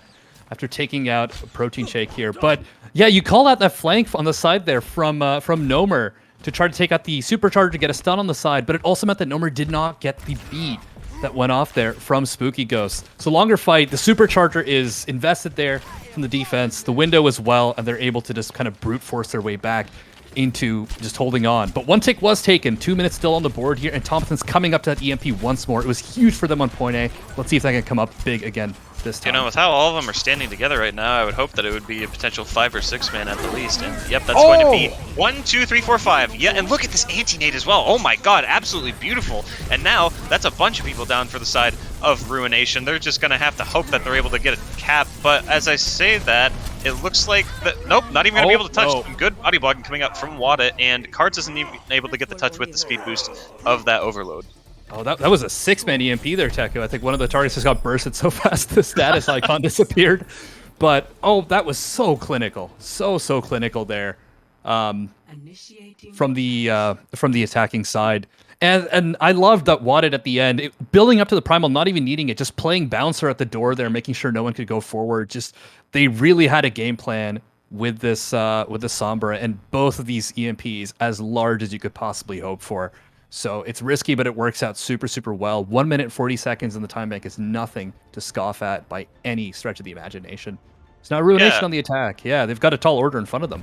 Yeah, definitely. I mean, anything above a minute on Hanamura, especially as far as 2CP goes, I think any team is going to take. Really, the difference in like game planning or like what each team excels in is really different here. Because while I feel like Ruination, in the mid fights where there aren't any ultimates, they are winning almost 100% of the time. When there's no ults on the field, I think that they just might have the upper hand. However, Monarch's plans with their ultimate rotations, I think, have been really good. They understand win cons through those ultimates, and right now that's what's netting them these wins. Is that going to be able to carry them all the way to a series victory here? We'll have to see. But I mean, getting the first cap on Hanamura as well as the second point, nothing to scoff at, as you said. For sure. And we saw some, like Ruination earlier on, they used the window and the supercharger in the same fight, when the fight was mostly already won from the Bongo alone. So they'll have to maybe work on that ult discipline if they want to walk away with a map win here, or even just complete Hanamura as it stands. So now Nomer on the Ash at the top. Yeah, got a double shield set up, or mirror, I should say. So a bit of an interesting change up from what we saw the first round. Yeah, different DPS strategies here, though. Both teams will be running an Ashe, but a Tracer and a Sage... I almost said a Sage. A Tracer and a Torb will be the counterparts dealing with one another. Obviously, very different roles here. Sage going to be hitting some nice shots onto the opposing Ashe of Nomer 420, and look at this point position that they already have. Nomer 420 is going to peek back out and get Lilam, and now Tomathan going to be finding Ahi as well. Distortion, in the meantime, is going to punish Meaty Dinglesack. Unfortunate. And wait a minute, and just like that, when it was looking like this is already a done-and-done deal, it's Ruination fighting back out of nowhere, and just, wow, that was a very quick turn of events. Even falling down two, they're saying, you know what, this is still winnable, and they're getting picks. A bit of a laziness potentially, or arrogance coming out from Monarch there, thinking that the fight is already over. Yeah, it just probably felt like the fight was already won, and no one really took care of Distortion for a moment there. At first, I was thinking Karts' Tracer was really have an uphill battle in front of them, just the amount of counters and things to worry about on the other side. But Distortion's break just kind of opens a lot of room there for Karts' Tracer to come in and clean up a lot of those kills as well. So, yeah, they're able to swing that fight by some miracle. Now 5 minutes and 30 seconds in the bank for them. Sage is coming up to that Bob, so that classic, Bob on point, force them to send a defender down strategy could come into play here. But either way, the fight's already underway, so... Oh my goodness. Bob just deletes Distortion from reality. They're going to be falling as well as Lilam. Yeah, you're going to just be wanting to walk it back there. Try not to give any more ult charge because, honestly, there were a lot of ults coming online even after that first engagement. A lot of people, like I'd say at least 7 or 6 in total, were either had ult or were within 20% of it, which is pretty insane after just one fight. So the fact that Monarch is able to get out of that with just using the Bob is pretty big there. Actually, it looks like they might have used a window here as well. So, right. But still, I mean, look, they've got 4 ultimates still. On the other side, still building to their tank ults, have their DPS ults, but the Bob is actually going to be set to right on point. Yeah. the old Hanamura special cards. Okay, so Tomathan decides to give Spooky Ghost a hug, doesn't want them to feel alone in that stick, and in the meantime, Nomer is going to be trying their best to try and turn this back into their favor. A really unfortunate stick, but it doesn't matter at the moment. Ruination with this high ground advantage, now dropping with the tanks to just take that point presence, is going to be doing a lot of damage here. with the bongo as well. This is going to be very dangerous to try and break. The mercy of Spooky Ghost trying to keep people alive, and no one is going to touch. Oh, what? It's just a second too late. But even then, I don't think that would have saved it. We're seeing it here, but he had the Flux Lock loaded as well. So if it wasn't going to be a C9, it was probably going to be a Sig9 by the looks of it. Look at the time bank difference here. Holy cow. Yeah. That's unfortunate. Oh, and look, they had picks too. They got 2 picks right after overtime pop. So, maybe there was a chance, but as you said, they still had ults. That was a bit unfortunate. Someone needed to tag the point there. Spooky Ghost maybe shouldn't have flown off to help whoever was on high ground. Let them do their own thing. Just flutter above the point like a little moth, Right. And we were praising Monarch for capping with a minute 40. And now we've got 4 minutes and 13 for the side of Ruination. So basically over double here. Yeah, we're in for a long Hanamura today. Hey Teku, if you're seeing this, I hope you and you alone are having a good day. Yeah. Very okay. I see how it is. I see how it is, Mira. It's okay. Well, you know what? I hope I have a good day. And that's all that matters. I'll take the hope that was given to me, cut it in half, and give you half of it. This is thank you very much. Hey comrade, there's a pillow on the roof. I don't know. I'm pretty sure that pillow is from Second Point, if I'm correct. But I'm not too sure. But I don't know. Either way. Regardless. Yeah. So now on the attack here, it looks like Watt and the rest of Monarch are having a similar game plan in mind with that Winston Sombra setup. It worked well for them the first time. It took a couple fights to break the defense here, and time is not. They don't have the same amount of minutes on the time bank here that they did the first time. Ooh, that's going to be a hack onto Bakura, but they already got the shield out, so it doesn't really matter. They can't fortify, but that's about it. And Nomer's just going to be poking at them once again. A lot of poke coming out onto Bakura, and they're just trying to keep them alive. They've taken this side that they were holding so well, and that's really good for them. And I really think that at this point, it's just going to come down to which tank makes the first mistake, because as we've seen, once a tank goes down, it hasn't gone too well. And wait, hold on. Protein's on a weird flank here. Hold on. Normal also at 10 health. That's getting chased out. Oh! Cards with no fear in the world, and now just going to be doing so much damage on this Echo. I like the swap from the Pharah to the Echo, by the way, as this anti-nade comes out. Yeah, I mean, it just does so much more damage and has just a better kit in general. Sage is going to be falling, and Meaty Dinglesec falling off the map. 30 seconds, still time for another engage, but I mean, do you think that there's hope? Wait, no. What are they doing? What are they doing back here? What is Tortiche doing? Okay, the peel is there, the help is there. The Ana should be able to get back to point. There's a window somewhere? What is going on? Okay, so Protein has decided that they want to camp in the back line. They're doing some squatting, if you will, in the Hanamura temple, and in doing so, they've earned their social reward. They've earned their social credit. They got a nano boost for their troubles, and just like that, they're able to come back without any issues. Yeah, that was a very interesting one. Protein. Wow. Just like they drew it up, just send Protein on a weird flank, pull Karts' Echo away, immediately go in for a fast engage, get the nano off in time. Classic Hanamura play. We've seen it a million times. Exactly like that. They almost have an EMP too. This is actually really terrible for Ruination. They need to. I really want them to do some ult tracking. They do have a war chest though. Do Ruination. They are spoiled for ult right now. The purple though, might mean that's all for naught. Water really wants to get back into that ante and pops the primal to get back, and look at all this bonking he's doing. Everyone's going all over the place, but Protein is going to fall from Karts. Karts not happy that they were able to do so much from that last fight, and going to be taking out that thorn in their side. Sage in the meantime with the Bob is going to be finding 2, and I really don't think there's much more Monarch can do, even with the EMP, the primal, and the war chest you spoke of for Ruination. Just too deep, too strong for them to get any ticks, and I think at the best, Monarch is hoping for a draw here.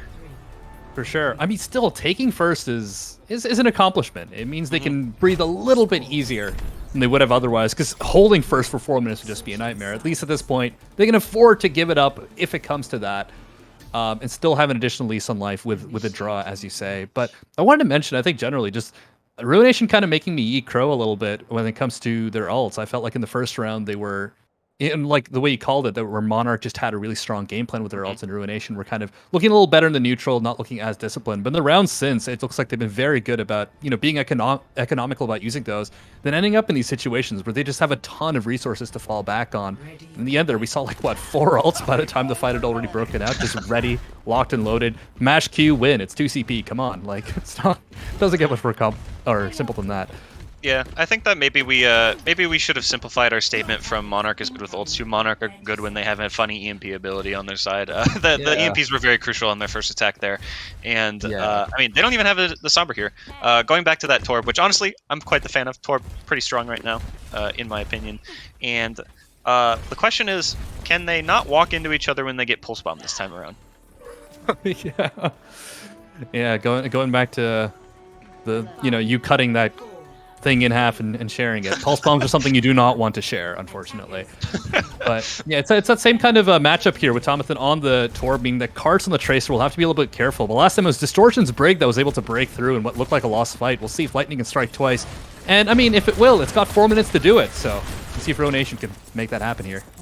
Something I'd like to point out here is that Ruination doesn't have the pocket for Sage, which is, pretty big in the Ashe 1v1, but it really didn't matter because the Brig was just so strong in providing that space presence once they got to this point. I mean, look how much space they're just having to give because of the positioning of this team right now. It's absolutely ridiculous, but Bakura maybe feeling a little bit too safe with that space, and look at that, Distortion strikes again, punishing, but the immediate res, very good res. They're trying to not give up a tick here, but I don't know if they're going to be able to do that. There's just so much damage here. Karts, oh my god, a window already from Lylum, an absolute freak of nature on this support. Oh, another pulse bomb. No. Oh my, no sharing this time around, but just like that, they still had a man advantage. It was still a 65. No Orisa needed though for the side of Ruination, as they just absolutely roll them over. No space being given to them whatsoever. I mean, that was you have to wonder, is Monarch just potentially being too forthgiving with this with the space that Ruination is trying to take? I mean, backing all the way up to those steps gives them the entirety of the point, and you're being forced to have to come back in just to stop the tick from going up. Yeah, no, exactly. I think you're calling it just right. Like, look at the tempo that Ruination are playing at right now. They're about to just walk past this window. Yeah, they don't even care about the window. Ooh, a Flux, though. That's actually going to be very good, but the rally armor is just going to keep everyone alive. And meanwhile, Tomathan is doing a bunch of work on the Torb, I might add. And Ahi's Flux is ultimately going to mean nothing, because while everything was happening on the high ground, the Torb was off on an adventure in that stairwell with the turret. Just doing a ton of damage, and now it looks like the ultimate war chest back in Monarch's favor. Yeah, despite there being a pretty massive flux on the side of Ahi there, like I think that caught 4 people in the stairwell. But who will win, a giant gravity ability or one little man with a hammer? A very resilient man with a hammer. I might add. For sure. Just, perseverance is key here. And speaking of perseverance, Monarch have the Molten Core locked and loaded, so Ruination are going to have to persevere through that. A very difficult ult to break through. In certain I was about to say in certain situations, Tomathan was stunned there, but it still gets the job done.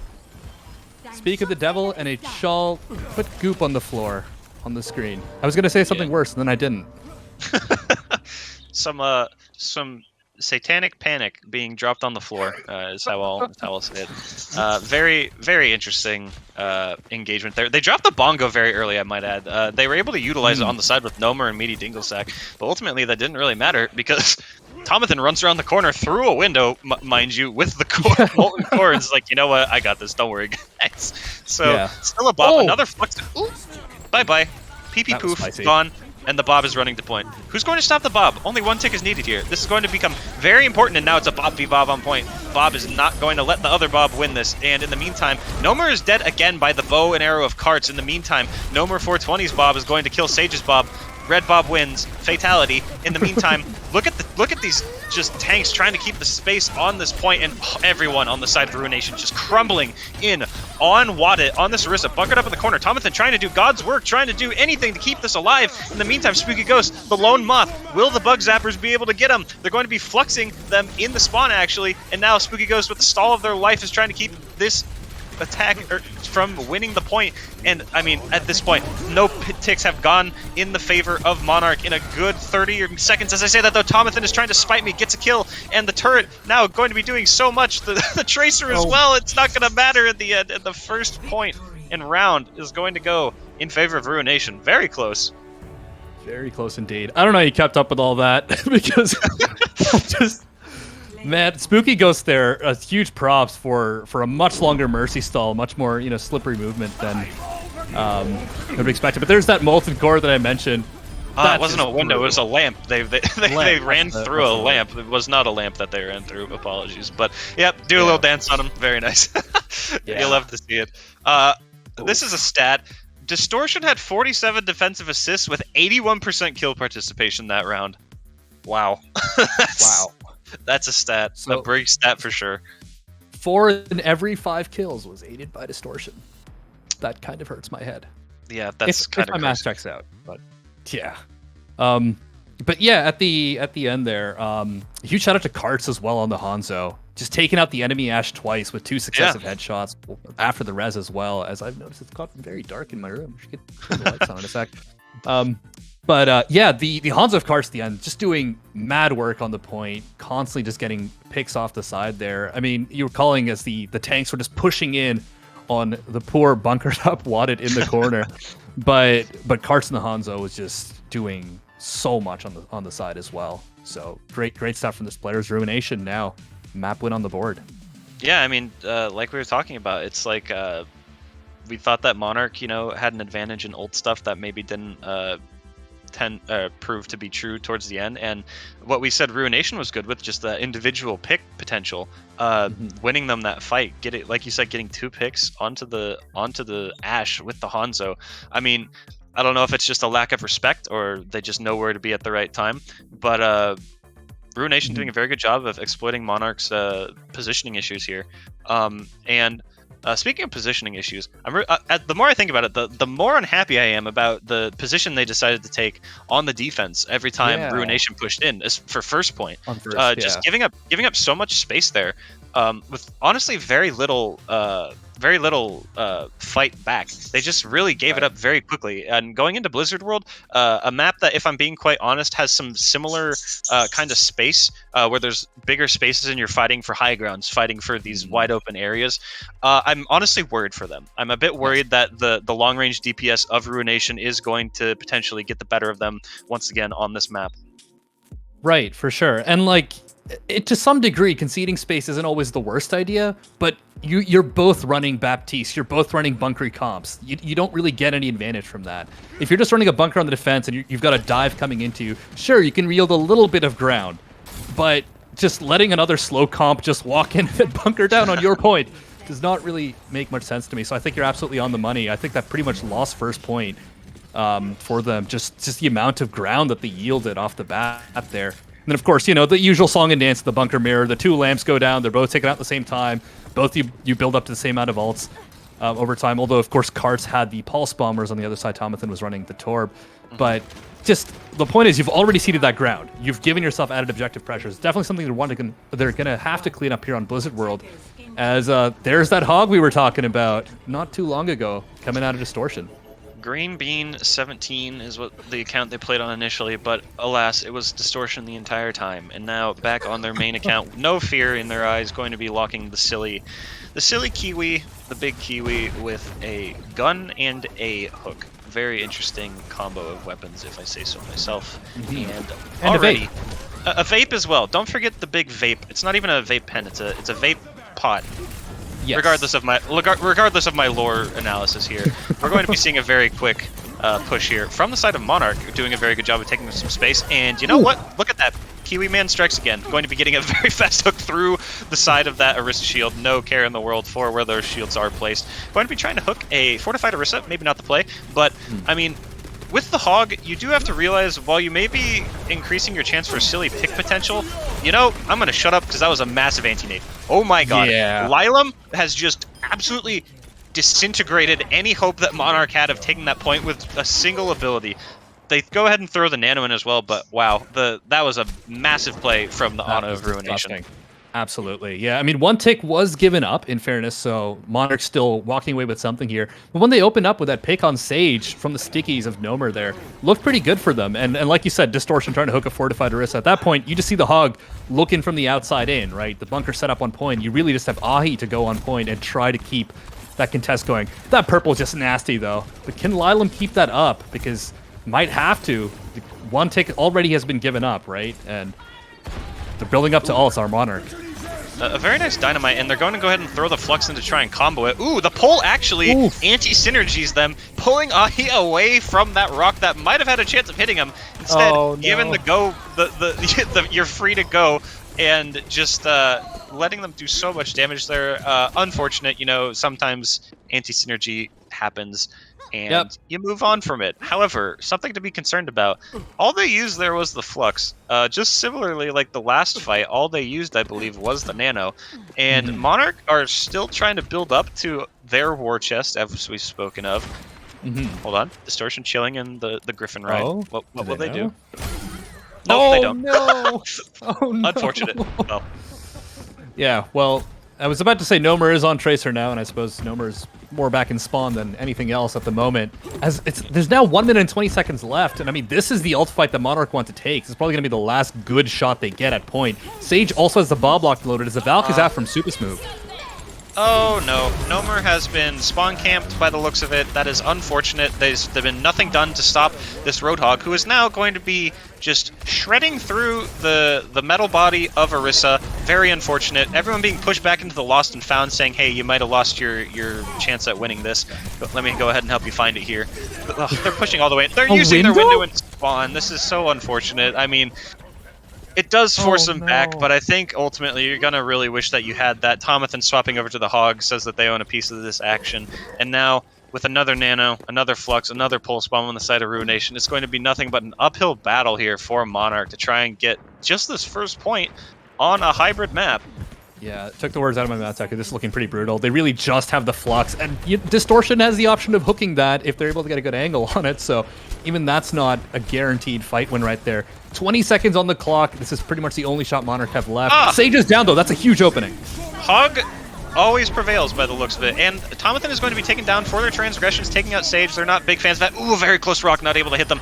Going to be smacking the enemy team back into the ground, and now I don't really think there's much that they can do. Karts is going to be tip-tapping. That's not Karts, sorry, wrong team. Number 420, that's the one. And ooh, a stick actually coming out. Going to have to pop that hand real quick. I don't think it's really going to matter. Yep, Flaws is going to be finding the whip shot onto them, and just like that, this map is looking like, or not even just this map, this series looking like it might be over in the blink of an eye. Yeah, I mean, we had an extremely long 4-round Hanamura, and Blizzard World looks to be, you know, about an eighth of that time so far. If Ruination's current pace keeps up, and it's unfortunate there at the end for Nomer because that was a really nice stick on Ahi that could have opened up a lot over there. But the Sigma surviving at 60 HP and having the hands up, having that kinetic grasp to stay alive in that moment, not much the Tracer can do except jump forward and melee, and you're not gonna, you know, out damage healing from two healers with just your fists. No matter how upset you might be. Once Sigma pops the hands, I mean, it becomes a Minecraft minigame. It's actually an Easter egg that the dev team hasn't let us know about it. Team 4 actually partnered up with Mojang so that when Sigma pops his hands, you have to punch him like a tree in Minecraft until he falls over, and then you can build a crafting table. That's when you can really start the game of Overwatch 2. I can't believe I hadn't thought of that before. Does that mean that Fusions from Boston Uprising gets a buff against Sigma players? Or yes, because his jawline is so angular that he actually it's like a IRL Minecraft Steve. You know how it is, right? You know. yeah. Dang, they should have made use of that last L season. Too late, I suppose. So I mean, they did get a tick, so it is winnable. Yes. It is not drawable. Let's just make that clear. No draws here, but it's only a tick on Blizzard World. So do you think they can do it? Do you think they can do it? I don't know if they can. I like to give them the benefit of the doubt. But what are you thinking? I hope they can do it. I don't. If that attack was anything to go off, I don't think they can do it. But I really hope they prove me wrong. Yeah, I think that Ruination are just a bit ahead of the curve here as far as what they're doing, especially now that they're trying to mirror the Hog, now going over to Meaty Dinglestack, who is Mac Truck, by the way, in case anyone is confused. Also, I want to highlight this Ana Zen support backline, by the way. This is pretty much just the anti-Hog setup.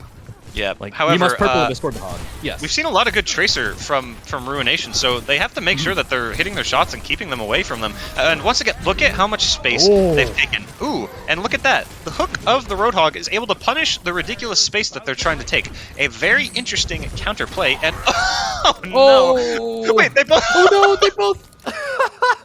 All right, so for every action, there's an equal and opposite reaction here. As you can see, if Roadhog hooks Roadhog into the drink, the other Roadhog is having to oblige. It is simply Roadhog culture. It is simply Newtonian physics. Forget Roadhog culture. Come on.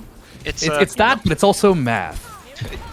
Math, Dan's but game. if we're to think about numbers, though, neither team really has ults, but Ahi has got the pick on his counterpart.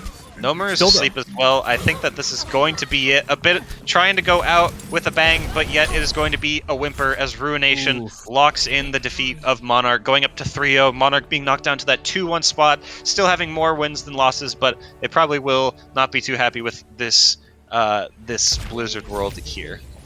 No, and throughout, it just really felt like they were kind of dancing to Ruination's tune, right? Not the other way around, having to switch their comp to deal with the hog, to mirror the hog outright.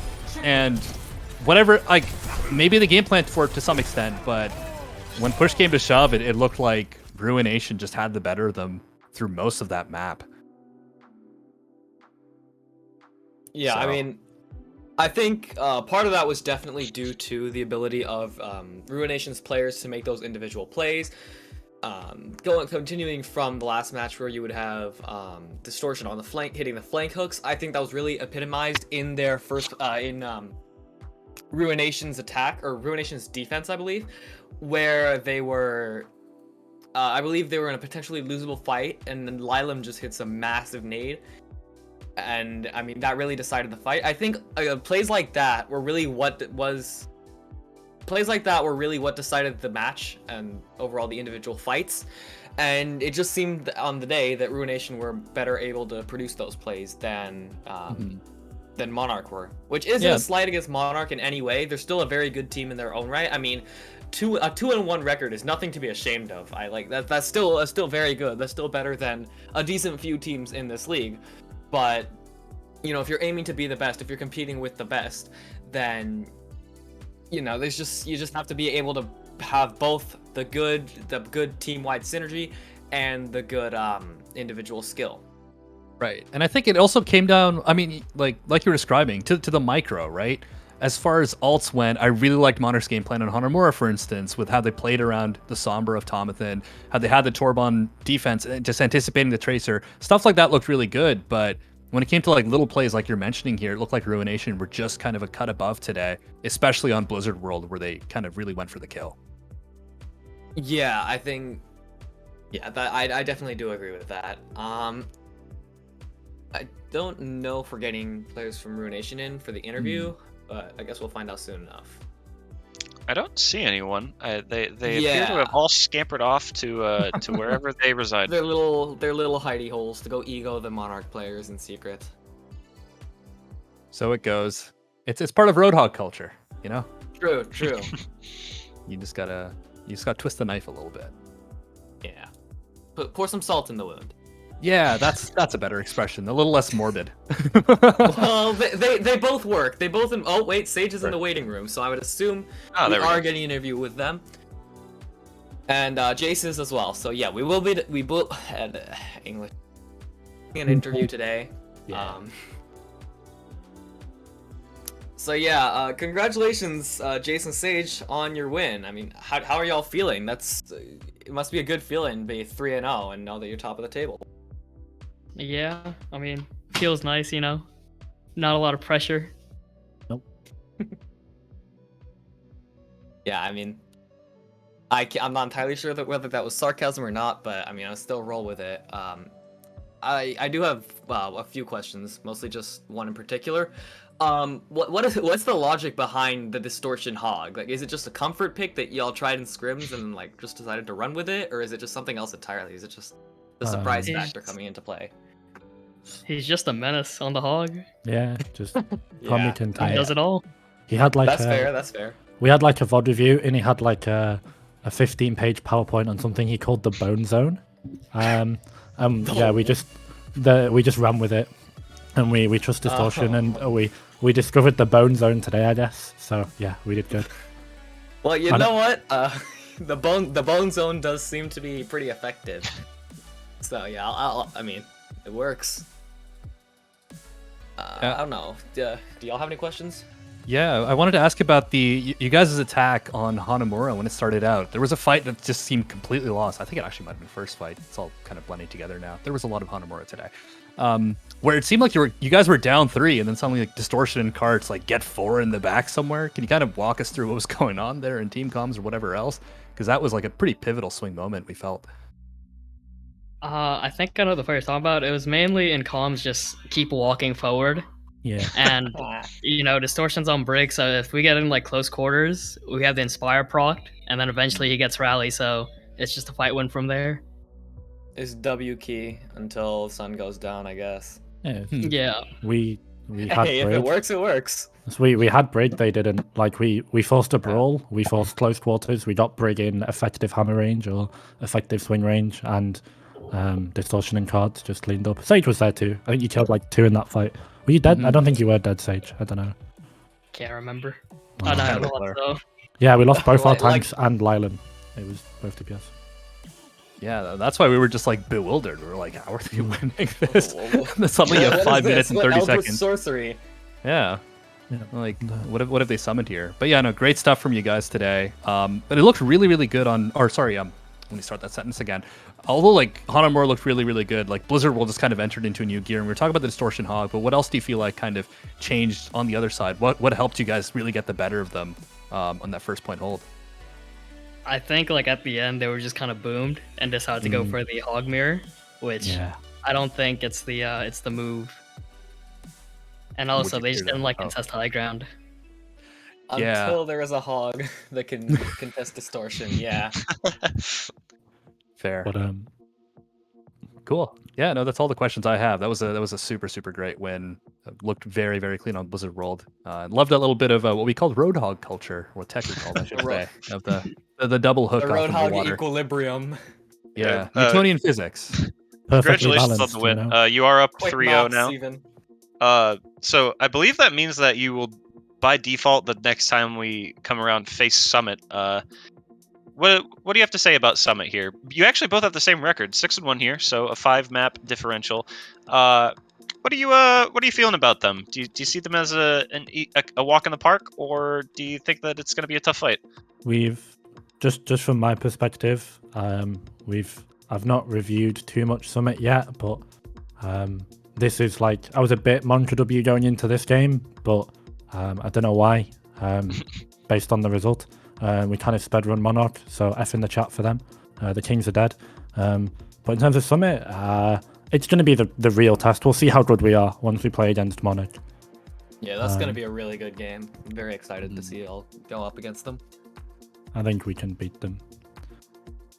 Well, nice. We won't know until then. But we'll know eventually. Cool. And I guess that's good enough.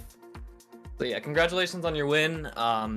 Good stuff and good luck in the future. After our break week, we will be coming back to convention with regular BPL matches. So yeah, good stuff, y'all. And thank you. Good luck. GG's. Congrats again on the win. All right. Well, we've got one more match tonight. It will be 6-piece versus Admin Aces. This is going to be an interesting one. So I think there's going to be a lot of fun had, is how I'll say it. So we're going to go ahead and throw to a quick break so that we can get everyone into the lobby, get stuff started soon, and we'll be right back and see you then. BPL Season 3 is brought to you by ExpressVPN, Badcliff, and John_Overwatch Coaching.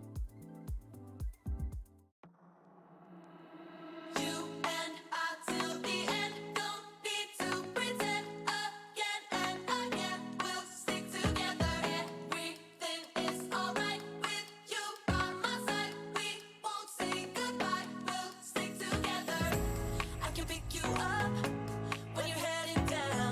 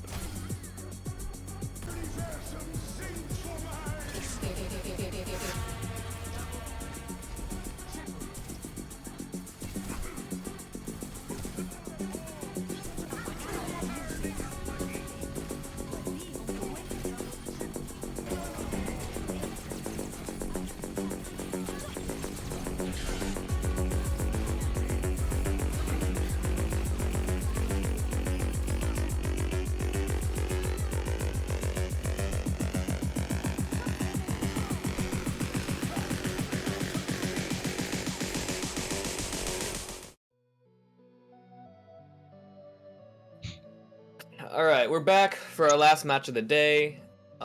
This one is a bit of a stark contrast between the last one, which was the two teams which were 2-0. This time around, we got 6-piece, which is 6-piece versus Admin Aces, which are teams that are 0-2. To be honest, I don't know much about either of these teams. I'm gonna hand it off to y'all. How do you think this is gonna be? How do you think this is gonna go? It's just overall as a match. Here, let me paint you a picture as the BPL historian here. So, 6-piece was a team that was created in the Avast Sub-Tournament 3 by the Chicken Nugget God, and placed, I believe, in a tie for 5th and 6th, if I'm recalling. And in doing so, they did all right. And as individuals in our community thought about it, they realized, maybe that team wasn't that bad. And upon an individual by the name of Brian Allen saying that they were not a good team, the meme #Raise6piece was born. And through that meme, we have the return of 6-piece as a BPL team. Now, the only player that returns, I believe, is Paul, who was on the original roster. So it's been a bit unfortunate that they're 0-2 at the moment, but they still have good players in Cynics and Guac, a lot of names that have been on winning teams. Cynics themselves has been on the winning why am I seeing an Among Us thing? All right, the admins in the behind the scenes are trolling me in the moment, but Cynic's a winner of BPL Season 1. So an interesting hodgepodge of individuals with a silly history on the team. However, on the other side, Admin Aces. If you thought 6-piece was silly, there's a lot more silly to be had here. For those that don't know, Signet is a bit of a high ground Rhine, and it's creative. Yeah, a bit creative, and they took the name High Ground Rhine and turned it into the Avast Sub 24 team High Ground Rhinos, who then won the entirety of Avast Sub 24. So we have a bit of Avast Sub Tourney lore within all of this, and Admin Aces so far with a lot of good players, I might add, Signet, Dean, and Coconut, all of who are here today, by the way. Are all like GM, like high GM. So this is gonna be fun then. Yeah. But regardless of that, there's a bit of silliness that I believe we will be seeing. The lore won't really matter in the long run, because I think what we're about to witness with our eye holes is it's going to be an affront to nature, and I'm all for it. When you put it like that, it's certainly a lot more interesting. Yeah. I'm definitely excited to see how this goes, and especially given that, potentially. Okay, hang on. How do I word this? Well, okay. So inevitably, what's gonna happen is the loser of this match is gonna be playing Basalt and Battery in Week 4, who also happens to be a winless team. However, they have played 3 matches thus far, so the loser of that match will officially go 0-4. I don't know what's going on in match chat, but I guess Cynex is doing a little trolling. Yeah, there will be just as much trolling in match chat as I think there will be in game, if not more. The silly meter is going to blow a gasket. I've just tried to preface it here, and Dean is on the hog. For those that don't know Dean, Dean, I believe, is 4.5 on all roles, as Mr. Recurve would say. They've been offered contenders slots and stuff like that. So, not a player to be downplayed in any regard as far as their skill. But if anyone's scrimmed them, if anyone knows them, if anyone knows this team for that matter, yeah, it's going to be... Wait, hold on. Big TP plays coming out here. It's massive. My brain is expanding at a rate heretofore or never seen before by man. All right, so I believe what they're trying to do is they're trying to ping between 2 places until their spirit is essentially cut in half, and then they'll have 12 players on their team. Oh, is that what it is? Yeah, they're trying to duplicate themselves. This is like in Minecraft when you find like 2 diamonds and you're like, oh, that's not enough to make a pickaxe, and then you throw it into like a hopper or something to try and get like 50 out of it. That's thinking with portals, Teku. And I just want to give a shout out as well to your little lore explanation there. That was sick. I felt like I was sitting around the fireplace just being told tales of the ancients here. As Dean is off on a flank and has a tale of his own to tell, except he's probably gonna tell with a hook. but I don't think much has really happened besides the teleport stuff. You know, Dean hasn't played in any of the matches yet, I believe, and so they're taking the scenic route. They're getting themselves accustomed to the game, remembering what WASD does, and in the meantime, Cynics is going to fall over to the pocket on Coconut, who is pretty decent at aiming, I think is a safe thing to say. In the meantime, though, Lyrule is going to fall, and Paul, which rhymes with fall, how about that? I'm a poet and I didn't even know it, is going to find Signet on the high ground, unfortunate, trying to do something silly, and Coconut continues to beam. Who is going to stop the point capture? I don't really know, because there's a man named Dean on the point with the Roadhog, and a flash is actually going to not only cancel the hook that was going to kill them, but it also cancels the tactical visor, which was surely going to wreck shop without any shields on their side. A very nice little play. And Coconut says they have gold healing. Well, Dean's got to step it up with the E key. Come on. Yeah, I mean, I'm honestly surprised that... You know, we didn't see Dean hit the vape at any point, so I'm honestly not surprised that they don't have a healing medal yet. Maybe they found the WASD, but just not the E yet. That's gonna take a bit. Maybe it's like keyboard DLC. E is that's an advanced letter. We'll get to that in next week's episode. Right. Well, speaking of getting to things, Ryu is getting up to that high noon, and as well as Paul to that Transcendence. I don't know if they're going to use it. I don't know if they're going to use anything. I don't know what's going on. I know Coconut's dead. Yeah, Coconut has decided that, you know what, this life is not for me. The afterlife will bring me some good things by the looks of it. And in the meantime, it's just going to be 6-piece continuing to clean people up. The high noon is committed, and they're going to res Obi here. Not sure if that's really worth it. Okay, okay. All right, shh. Dean is now... Be very, very quiet. All right.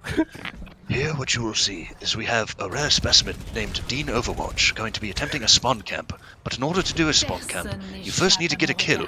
Because right now there are 6 people on the front line, and Synex is going to be going for a wacky, zany kill. The grapple all over the front is not going to matter as the widow diffed, as they say in this industry, by Coconut. Synex asks where the honor is, and now this is where we'll see this spawn camp come into effect. With Synex down, they will be having to deal with a Roadhog now, and it looks like they're going to be joined by a Stray Reinhardt as well. Roadhog culture. Oh! Almost had that. I'm sorry, I'm ruining your nature documentary. No, this is hurting my voice. I gotta give it up. I can't speak like this. You know, Synex has found the kill onto Signet in the spawn, and gone back to get some healing. Dean's still here. Says hello. Hi. How you doing? Trying to get some right clicks. Yeah, this is part of like the whole Roadhog spawn camp thing. They have to wave hello at their prey. Mm-hmm. It's a thing. It's an honor thing. Like if they don't wave hi, then they're just mean. Exactly. Well, the time bank is also being a little mean to admin aces here, I think, with 13 seconds. Obi does get a pick on block, though. That is an opening. And there's a rally there from Lyrule as well. Yeah, there's a couple Qs on the side of admin aces, so unfortunately, I think that we're going to be seeing potentially a little bit of a silly overtime here. Will they touch? Signet doesn't feel like touching. Okay, someone else is going to touch. Signet in the meanwhile is like, you know what, I finally got into the high ground. This is my ancestral home. I'm going to be charging through, not really finding anything. And, Dean has found their way back to the point. Yeah. Yeah. That was, Dean's returning home at last. Cynic says, I will see you on Ike, so I'm hoping to see some Reinhardt from Cynic on Ike, and Wald, I will hold you to that.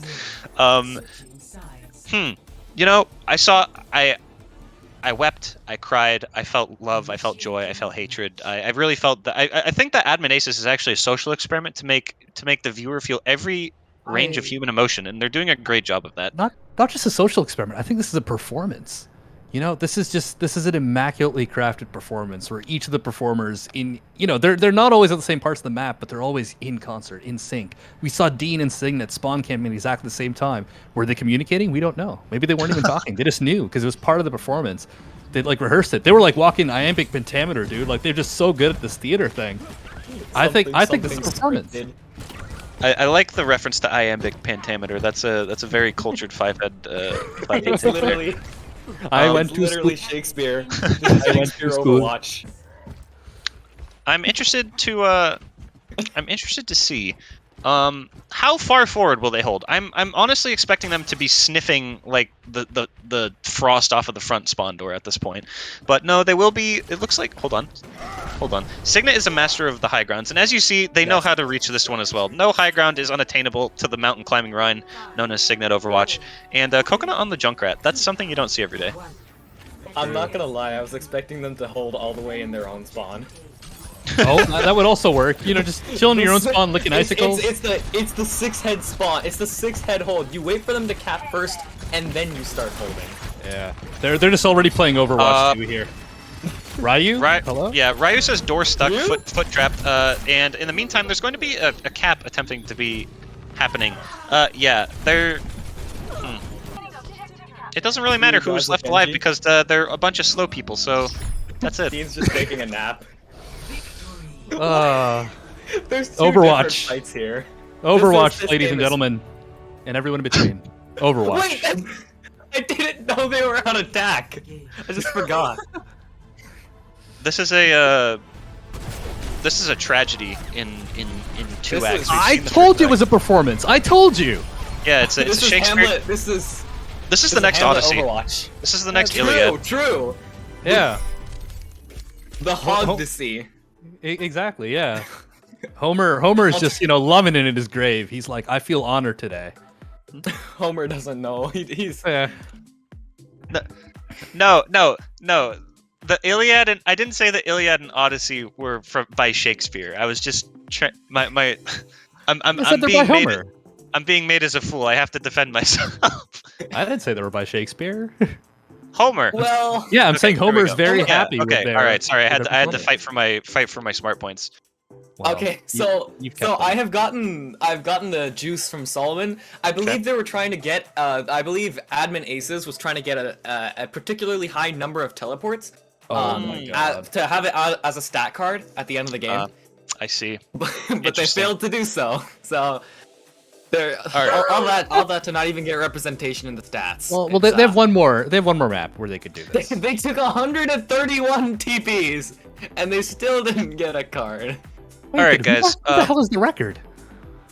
I don't know. I'm going to be requesting something of not only us on the desk, not only the people playing the game, because I'm sure that they already are doing this, but you in the chat. Yes, you. I'm calling upon you to do this with me. All right. I want you to grab your BPL industry wacky zany glasses, put them on. All right. And now you're going to be able to view this match as it truly is. Now that you're looking through the wacky zany BPL official glasses, you will be able to understand what they're doing. It's like 3D glasses, but instead of things being 3D, you just understand things on like a 5-head microcosmo level. So now that you have your silly glasses on, I'm really excited that you're going to be able to see the second act. It's got like fireworks and stuff. I think that a dragon comes out at some point. So it should be a fun time. And overall, I am expecting Synex to play the Rhine. They alluded to it, and I want to see it. I will be upset if he does not keep his promise. Synex is going to show what they have learned from Signet. Yeah. Wait, no, they're on separate teams. That doesn't mean they can't. They can't train. It doesn't mean together. anything. It's the master versus student arc. It's Yeah. It's like when you have a Genji and a Zenyatta on opposite teams, and it just has to. Yeah. Happen. It's poetical. Something like that. Just keep your glasses on and make sure you feel God in this Icon Vault tonight. Just as the spectral presence to these 12 players in this lobby. As Synex is on that Rhine. Let's see if they're about to deliver on that promise though. Oh, let's go. I'm excited. Things are happening. Finally, Ryu is on their natural role, on the Roadhog, on the Big Pig. This is going to be domination of the highest degree coming out. It is. Yep. It's gonna be an experience. Right, as Dean is on the Zarya, I should add. So no more not vaping. Now it's just energy and beams and all the fun stuff Zarya does. That was a better sentence in my head. But regardless, providing the more attack. juice, implying that there will be tryharding Overwatch. There Game will by be Blizzard tryhard Entertainment. Overwatch. Oh. This is okay. So is this what I think it is? Oh my god! This strategy! Oh my god! Yes! Synex has just broken Signet's brain. I don't even care that he died there. He won in my heart. That was absolutely insane. There's two different kinds of high ground, and I think Synex has figured out which is which. Paula doesn't know what's going on. I've we never don't seen either. a team do that.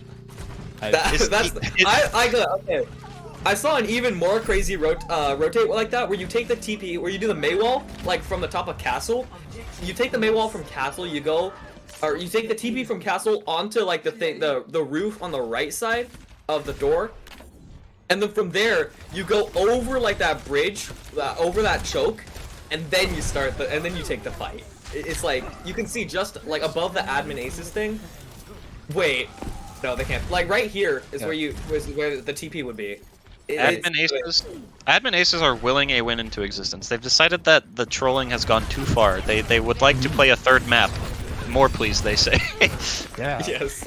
And they're going off here. I mean, yeah, once again, although they've been a bit silly so far for their tenure in BPL Season 3, I would just like to remind people, Signet, Coconut, and Dean together is like 4,200 minimum. Like, they're cracked out the wazoo. Like, I wouldn't... I feel bad for whatever poor team has to go up against them in the playoffs run as they throw their way to the bottom of the standings. So I fear them. Dread it, run from it. Admin aces still arrive. The real record was the friends they made. Yeah, exactly. But this is actually a pretty good, if we're to take this as an actual tryhard match at this point, 6-piece with a pretty decent defensive stop here, and okay, you know, a long range shatter, and now going. Oh wait, what? Excuse me? Flats' cradle just expanded in like all directions by 10 meters to grab Obi there. I think that was a visual representation of what the Bing Bang was. Ooh, Cynics with actually quite a nice block there, I must say. And now the counterpin from the Doomfist out of nowhere, and the dragon. Hey, I said there would be a dragon. That's crazy. How about that? I'm a genius. Yeah. Anyways, you were right. So the CGI is on point. Oh, it's a big dragon too. Well, I'm gonna take Doomfist ult as a firecracker because he shoots up into the air. So if there's a Doomfist ult, then I'll consider myself to have been a prophet, and then I'm going to retire. If we start playing Overwatch 2 and someone locks Bastion and gets an ult, then that counts too. Right, Paul? Paul? Question mark? Wait, we have a Lucio 1v1 in the upper stratosphere. Hold on, and Coconut breaks the sanctity of it. Coconut with no regard for human life or honor and all that. The TP actually saved them. 15 head TP. I can't see it. Wait, that's huge. Well, they still lose. You know, I think you know, it's kind of like Bane. He was molded in the darkness, but now it's like you were molded in the silly, and you were so silly that you actually came out the other side from being silly and bad at the game to silly and absolutely genius. Yeah. Exactly. It would be extremely painful for you. It would be extremely painful. It would be an experience. For you. Well, Dean has a grab as well. So we might see more of those CGI dragons out here as Coconut also puts Cynex, not Signet, wrong Ryan, into the ground for a moment here. And Admin Aces are actually, they've got a pretty good time going into third here. I have to ask, what was it in their minds that made them decide that this was when they wanted to unleash Hell's Fury? What now? Are they done with 6-piece? Are they done with the 6-piece meme? Are they tired of them? Do they want to get a win on the board? What was the turning point? I think it's entirely in character that we don't know. It's a silly glasses again. Like I don't think there could be a rhyme or reason to it because that would just go against their entire ethos, you know? It's like this is a performance Taku. I'm gonna say mythos instead of ethos because this is like a legendary brawl here, and I believe we're gonna see Guac from the side of them here. Yep. Oh, hold on. Obi in the sky. What will they do? Yep. Here comes the E. Yep. Doomfist. Yep. Man. You know what? I'm glad the Doomfist died there because those abilities will never exist again once Overwatch 2 comes out in 2056. Yeah. As Paul with a quick 2-piece here as well. 2156. If humanity's even a thing by then. Oh, the shatter. Wait, yeah, there was a shatter. I was like, well, I had to make sure I wasn't going crazy. Because, I mean, with the Overwatch that we're watching here, it's possible. But, Paracels asked me if they should listen to more Weezer. You know, what are your thoughts on that? Thoughts on Weezer? This time bank is dwindling. I don't want to be a music elitist right now, but they're definitely a band, and of the bands I've heard, they're definitely one of them. And there's a beat out. Yeah, they're kind of getting bullied on the front line here, I'm not gonna lie.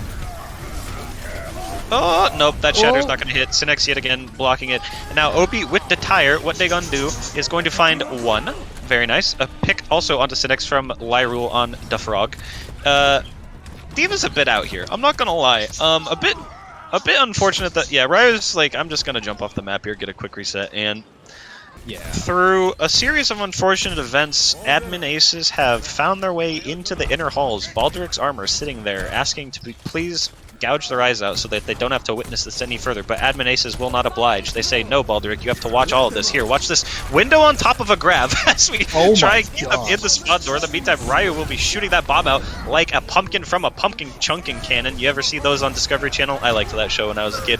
In the meantime, Signet is going to be swinging away onto Synex, trying to get the best of this Reinhardt battle, and in the meantime, they're going to be losing all their armor, and the beam of Canada is going to be saying, hello, I am going to... What?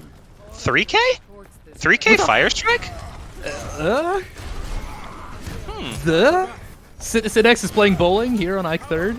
Baldric's pretty happy with that, I think. Impressive, if I do say so myself. Sorry, I had to cut off your play-by-play there, because that is, statistically, that is half the team wiped out with a single fire strike. Ah, quick math. I couldn't have done that. 3 plus 3 is number. That is true, actually. You are mathematically correct. Charge coming out. Oh, they're going to uppercut past it! Oh my god, what a move! Actual PP dodge. And now coming right back in is Guac, finishes off Signet. Well, Paul gets the final kill, or final blow there. But Guac in the sky with diamonds and a giant fist. Getting the better of the ride there. There's 45 seconds, and I think that the silly thrusters need a refuel. They might be running out of their carbon silly oxide here, and I'm really hoping that they have a refuel station somewhere in point 3, because right now there's only 33 seconds left, and that Signet is Signet. Synex is kind of going sicko mode on the run. I'm not gonna lie. They've done some pretty inspiring things, and I'm all for it. 17 seconds left. I don't even think they touch, if I'm being honest. No, not likely. Coconut is now on the Tracer to try and get that touch, but Synex may well just go for a Shatter on that Tracer, because why not? Okay. Or Shatter's a wall instead. Yeah, maybe feeling themselves a little too much there. And Dean still has a grab going. Zoning grab good, does catch Synex, and now Signet is going to be saying, I would like to win one more fight. But with so little health, are they going to be staying alive? There's going to be a bomb coming out, and just like that, the Immortality Field is going to be used. Dean is going to be falling to the beam of Canada. Everyone loves Canada out here. They got maple syrup, moose, and stuff like that. Moose or meese, I don't care what you say. The Brig Rally is going to be coming out on the side of Admin Aces, trying to keep them in this fight for just a little bit longer as I'm running out of air, and my trachea starts to collapse in on itself. It doesn't matter, because at the end of the day, this is a silly match of Overwatch, and no one really cares, and at the end of this, it is going to look like it's 6-piece coming out. The Brig still an unkillable hero, even after all these nerfs and patches. It doesn't matter. We're going to hope that she maybe just doesn't exist in Overwatch 2, but it seems like they're trying to make her into a hero of some sort. They want you to root for. I don't know if I'm going to ever feel that way. As long as my boy Genji gets a sick-ass hoodie, I'm going to be okay. A punch coming out onto the Lucio. Hydroferon is going to be falling. There's still an overtime. A window is going to be coming out. I really don't know what's happening at this point. More punches from Guac, and just like that, it's going to be ending the overtime. So, Overwatch. Yeah, how's your trachea doing, bud? I need water. You get yourself some water, because I'm gonna go get some water. Yes, I think that is the best possible cast that last fight could have had, or it's the fight that cast deserved. On top of that, and so I thank you. Our viewers thank you. BPL thanks you. Admin Aces do not thank you. I don't know who they would thank in this moment, because they're stopped well short of 3rd there, despite having a 4-minute time bank, because the silly gas or whatever it was ran out. But yeah. At the end there, Guac on the Doom, Canada on the Sim, like you said, maple syrup, moose, meese. I'm from Canada too, and I like me a bunch. But yeah, hello, I've returned. Welcome back. I've rehydrated my vocal cords. So as a Canadian, is it moose or meese? What tell you? It's whatever your heart desires. How do you feel about moosin'? Not loving it, but the Not most feeling Canadian moosin'? thing to do. Not really, but still, not feeling is different from don't do it, because as a Canadian, I'm not going to tell you what to do. No,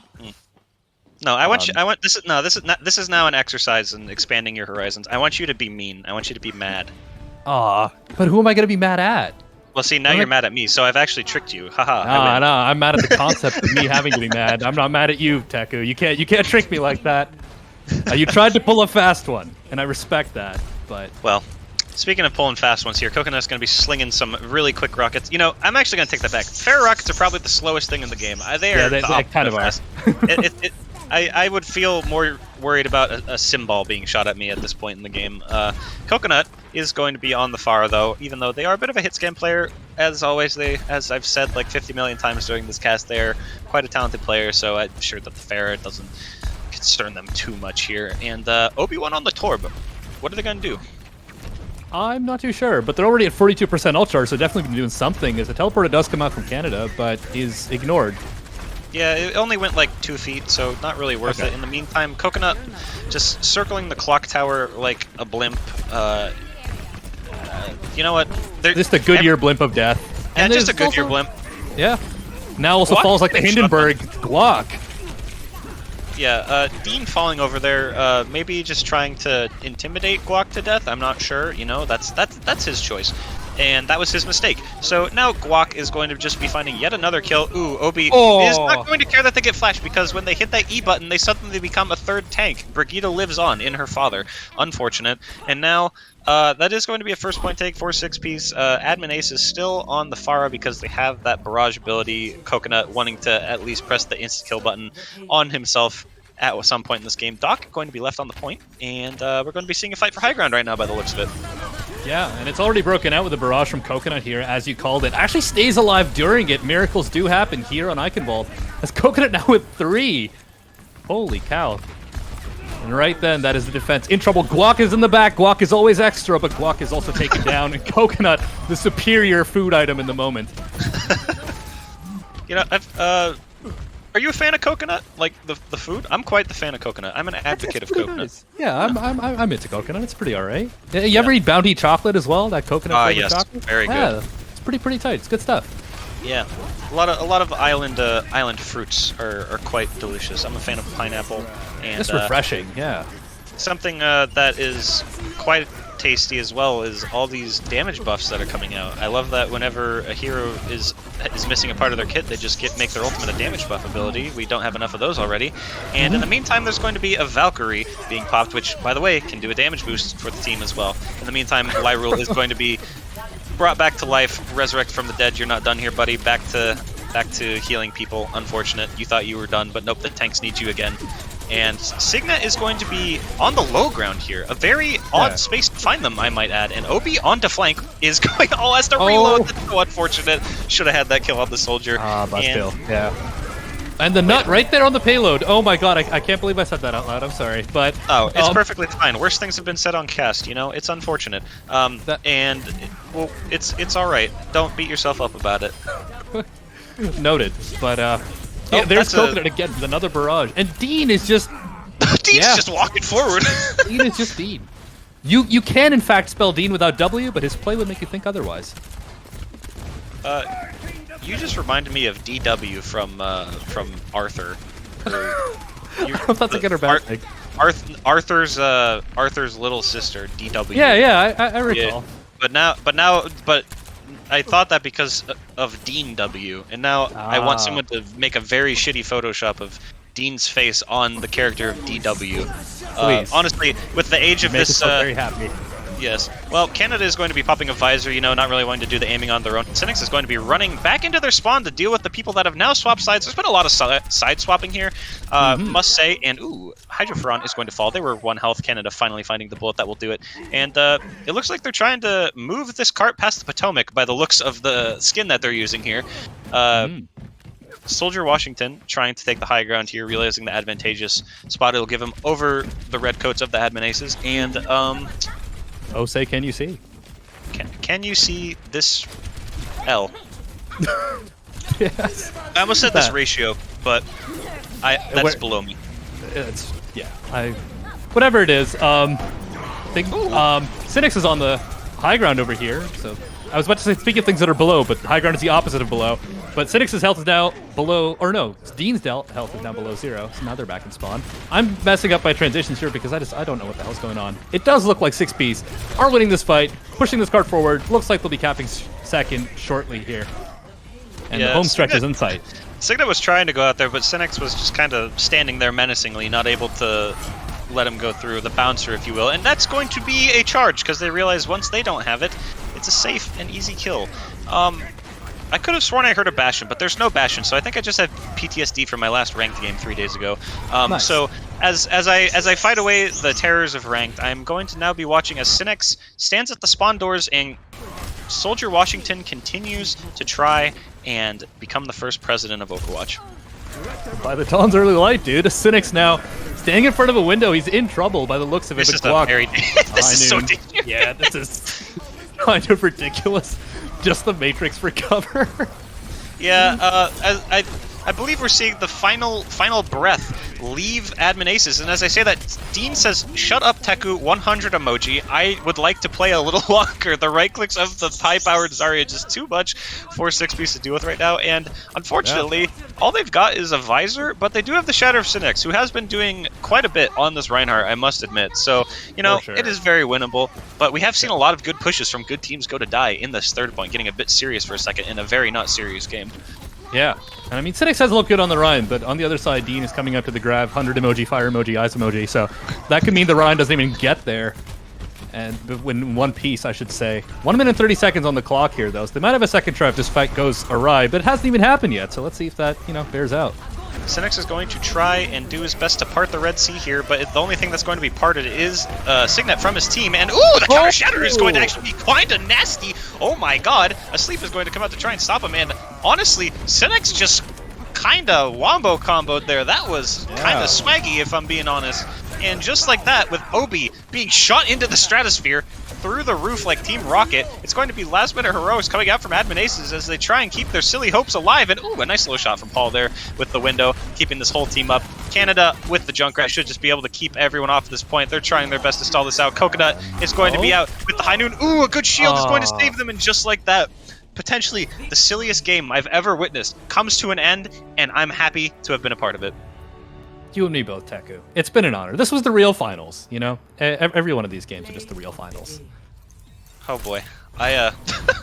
Of all the matches that I've run my voice ragged for, that I would not have expected that one to be one of them. Just absolutely ridiculous. And now, as people are realizing in the Twitch chat, this does mean that Admin Aces will be going up against Basalt and Battery, who's also 0-3 currently, once we come back from our 1-week break. So, that should be an absolutely wonky game.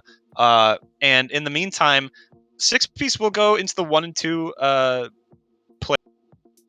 team pool, which I believe includes my team Zenith, Galaxy.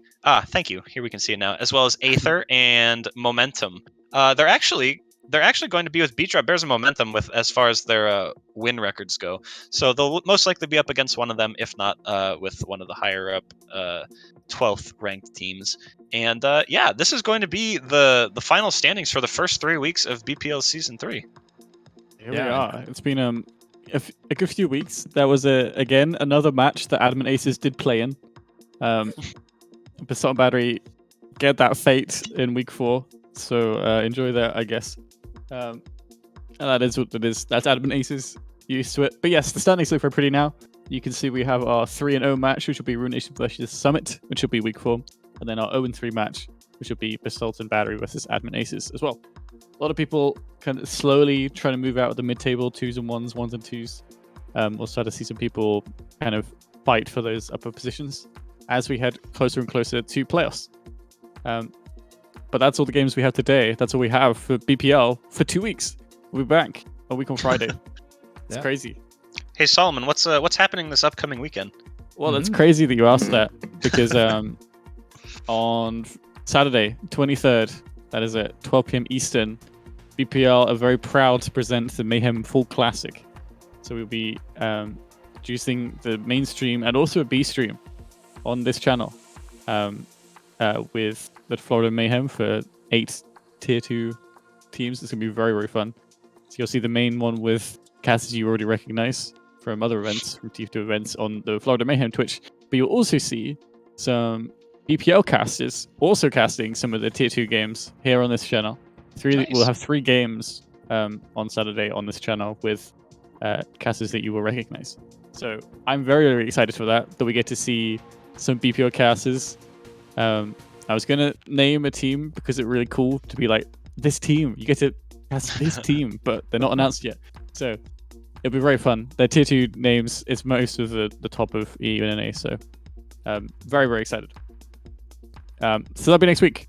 That's Saturday, which means we're taking a break week. That's what the break week was for, so we can do the Mayhem Classic. There is also a British Brawl, so if you would like to do stuff going into next week, you can do that. Head to the British Brawl server. You can ask for it in BPL. I'm sure someone will get it for you. And that'll be pretty much it. So not a lot, but also a lot going on next week. Yeah, I'm really excited for playoffs, actually. I want to thank everyone who's been kind of sticking around for BPL. The season has had its ups and downs for sure. And I'm already exhausted. But it's past week 3. But we're now kind of in the last half. We have 2 more regular season games for every team. So we'll have 5 in total. So we have week 4, week 5, which will be starting in a week's time. And then we start playoffs.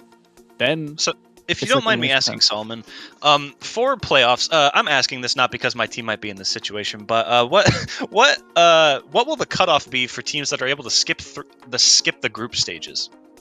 Okay, so we have no group stages. That's the first thing. So I'm an idiot. All right, cool. A little bit, but that's fine. Let me actually bring it up because I can talk about it now, so people who also don't know, we can go through it really quickly. I'm just resizing it. Here we go. He says, I'm just pressing button. Center to screen. There you go. So this is the playoffs format for A-League. B-League is very similar, but we don't have the play-in segment on the left-hand side. It's basically a play-in system, just like OWL did for their finals. On Saturday, November 13th, so that'll be essentially week 6 after week 5 of regular season, we will have our first day of play-ins. So anyone who is seed 9 down to seed 16, which is the bottom half, bottom 8, will play against each other. So 9 will pick between 13th and 16th. So if we looked at the standings now, what would that be? That would be, for example, Beat Drop Bears would choose to play Galaxy, Aether, Basalt, or Aces, right? That kind of thing. We've got a bunch of picking things. I love that. So that'll be on Saturday. And then the winners will then move on to round 2. And then seeds 5, 6, 7, 8 will then play the winners. So then we'll have another 4 at the end of that. And then we'll start a double elimination bracket with seeds 1 through 4 versus the 4 people who make it through play-ins. So nice. No matter your record, Aces can still win the whole thing, even if they don't win a map in regular season. But they will only have one chance to do so because they have to go through the entirety of play-ins. So that's something I quite like about this. A little bit of leeway with regular season, but also you really want to get those wins if you can avoid being in the bottom half. Right. But that will happen November 13th, 14th, and then 19th, 20th, and then 27th, 28th. We have some big first of 3 games. It's going to be a lot of fun. I feel like it'll be very similar, but it's kind of like a week back, and you don't have play-ins, that kind of stuff, because everyone will get into the double in. There we go. Really exciting. Awesome. But that's all from today. Thank you everyone for watching. It's a lot of today has been a lot of testing for next week. Sure that we get the Mayhem stream working well with our little crew, and I'm excited about the BPL B stream, which is basically what it'll be. You get to see some of the matches that would have been unstreamed, casted by some BPL community casters, which I'm really excited about. So more information about that on our Twitters at some point. But other than that, thank you all so much for watching. And that's it from us tonight. We'll see you on Saturday for the Mayhem Full Classic. Good night, Thanks, everybody. Solomon.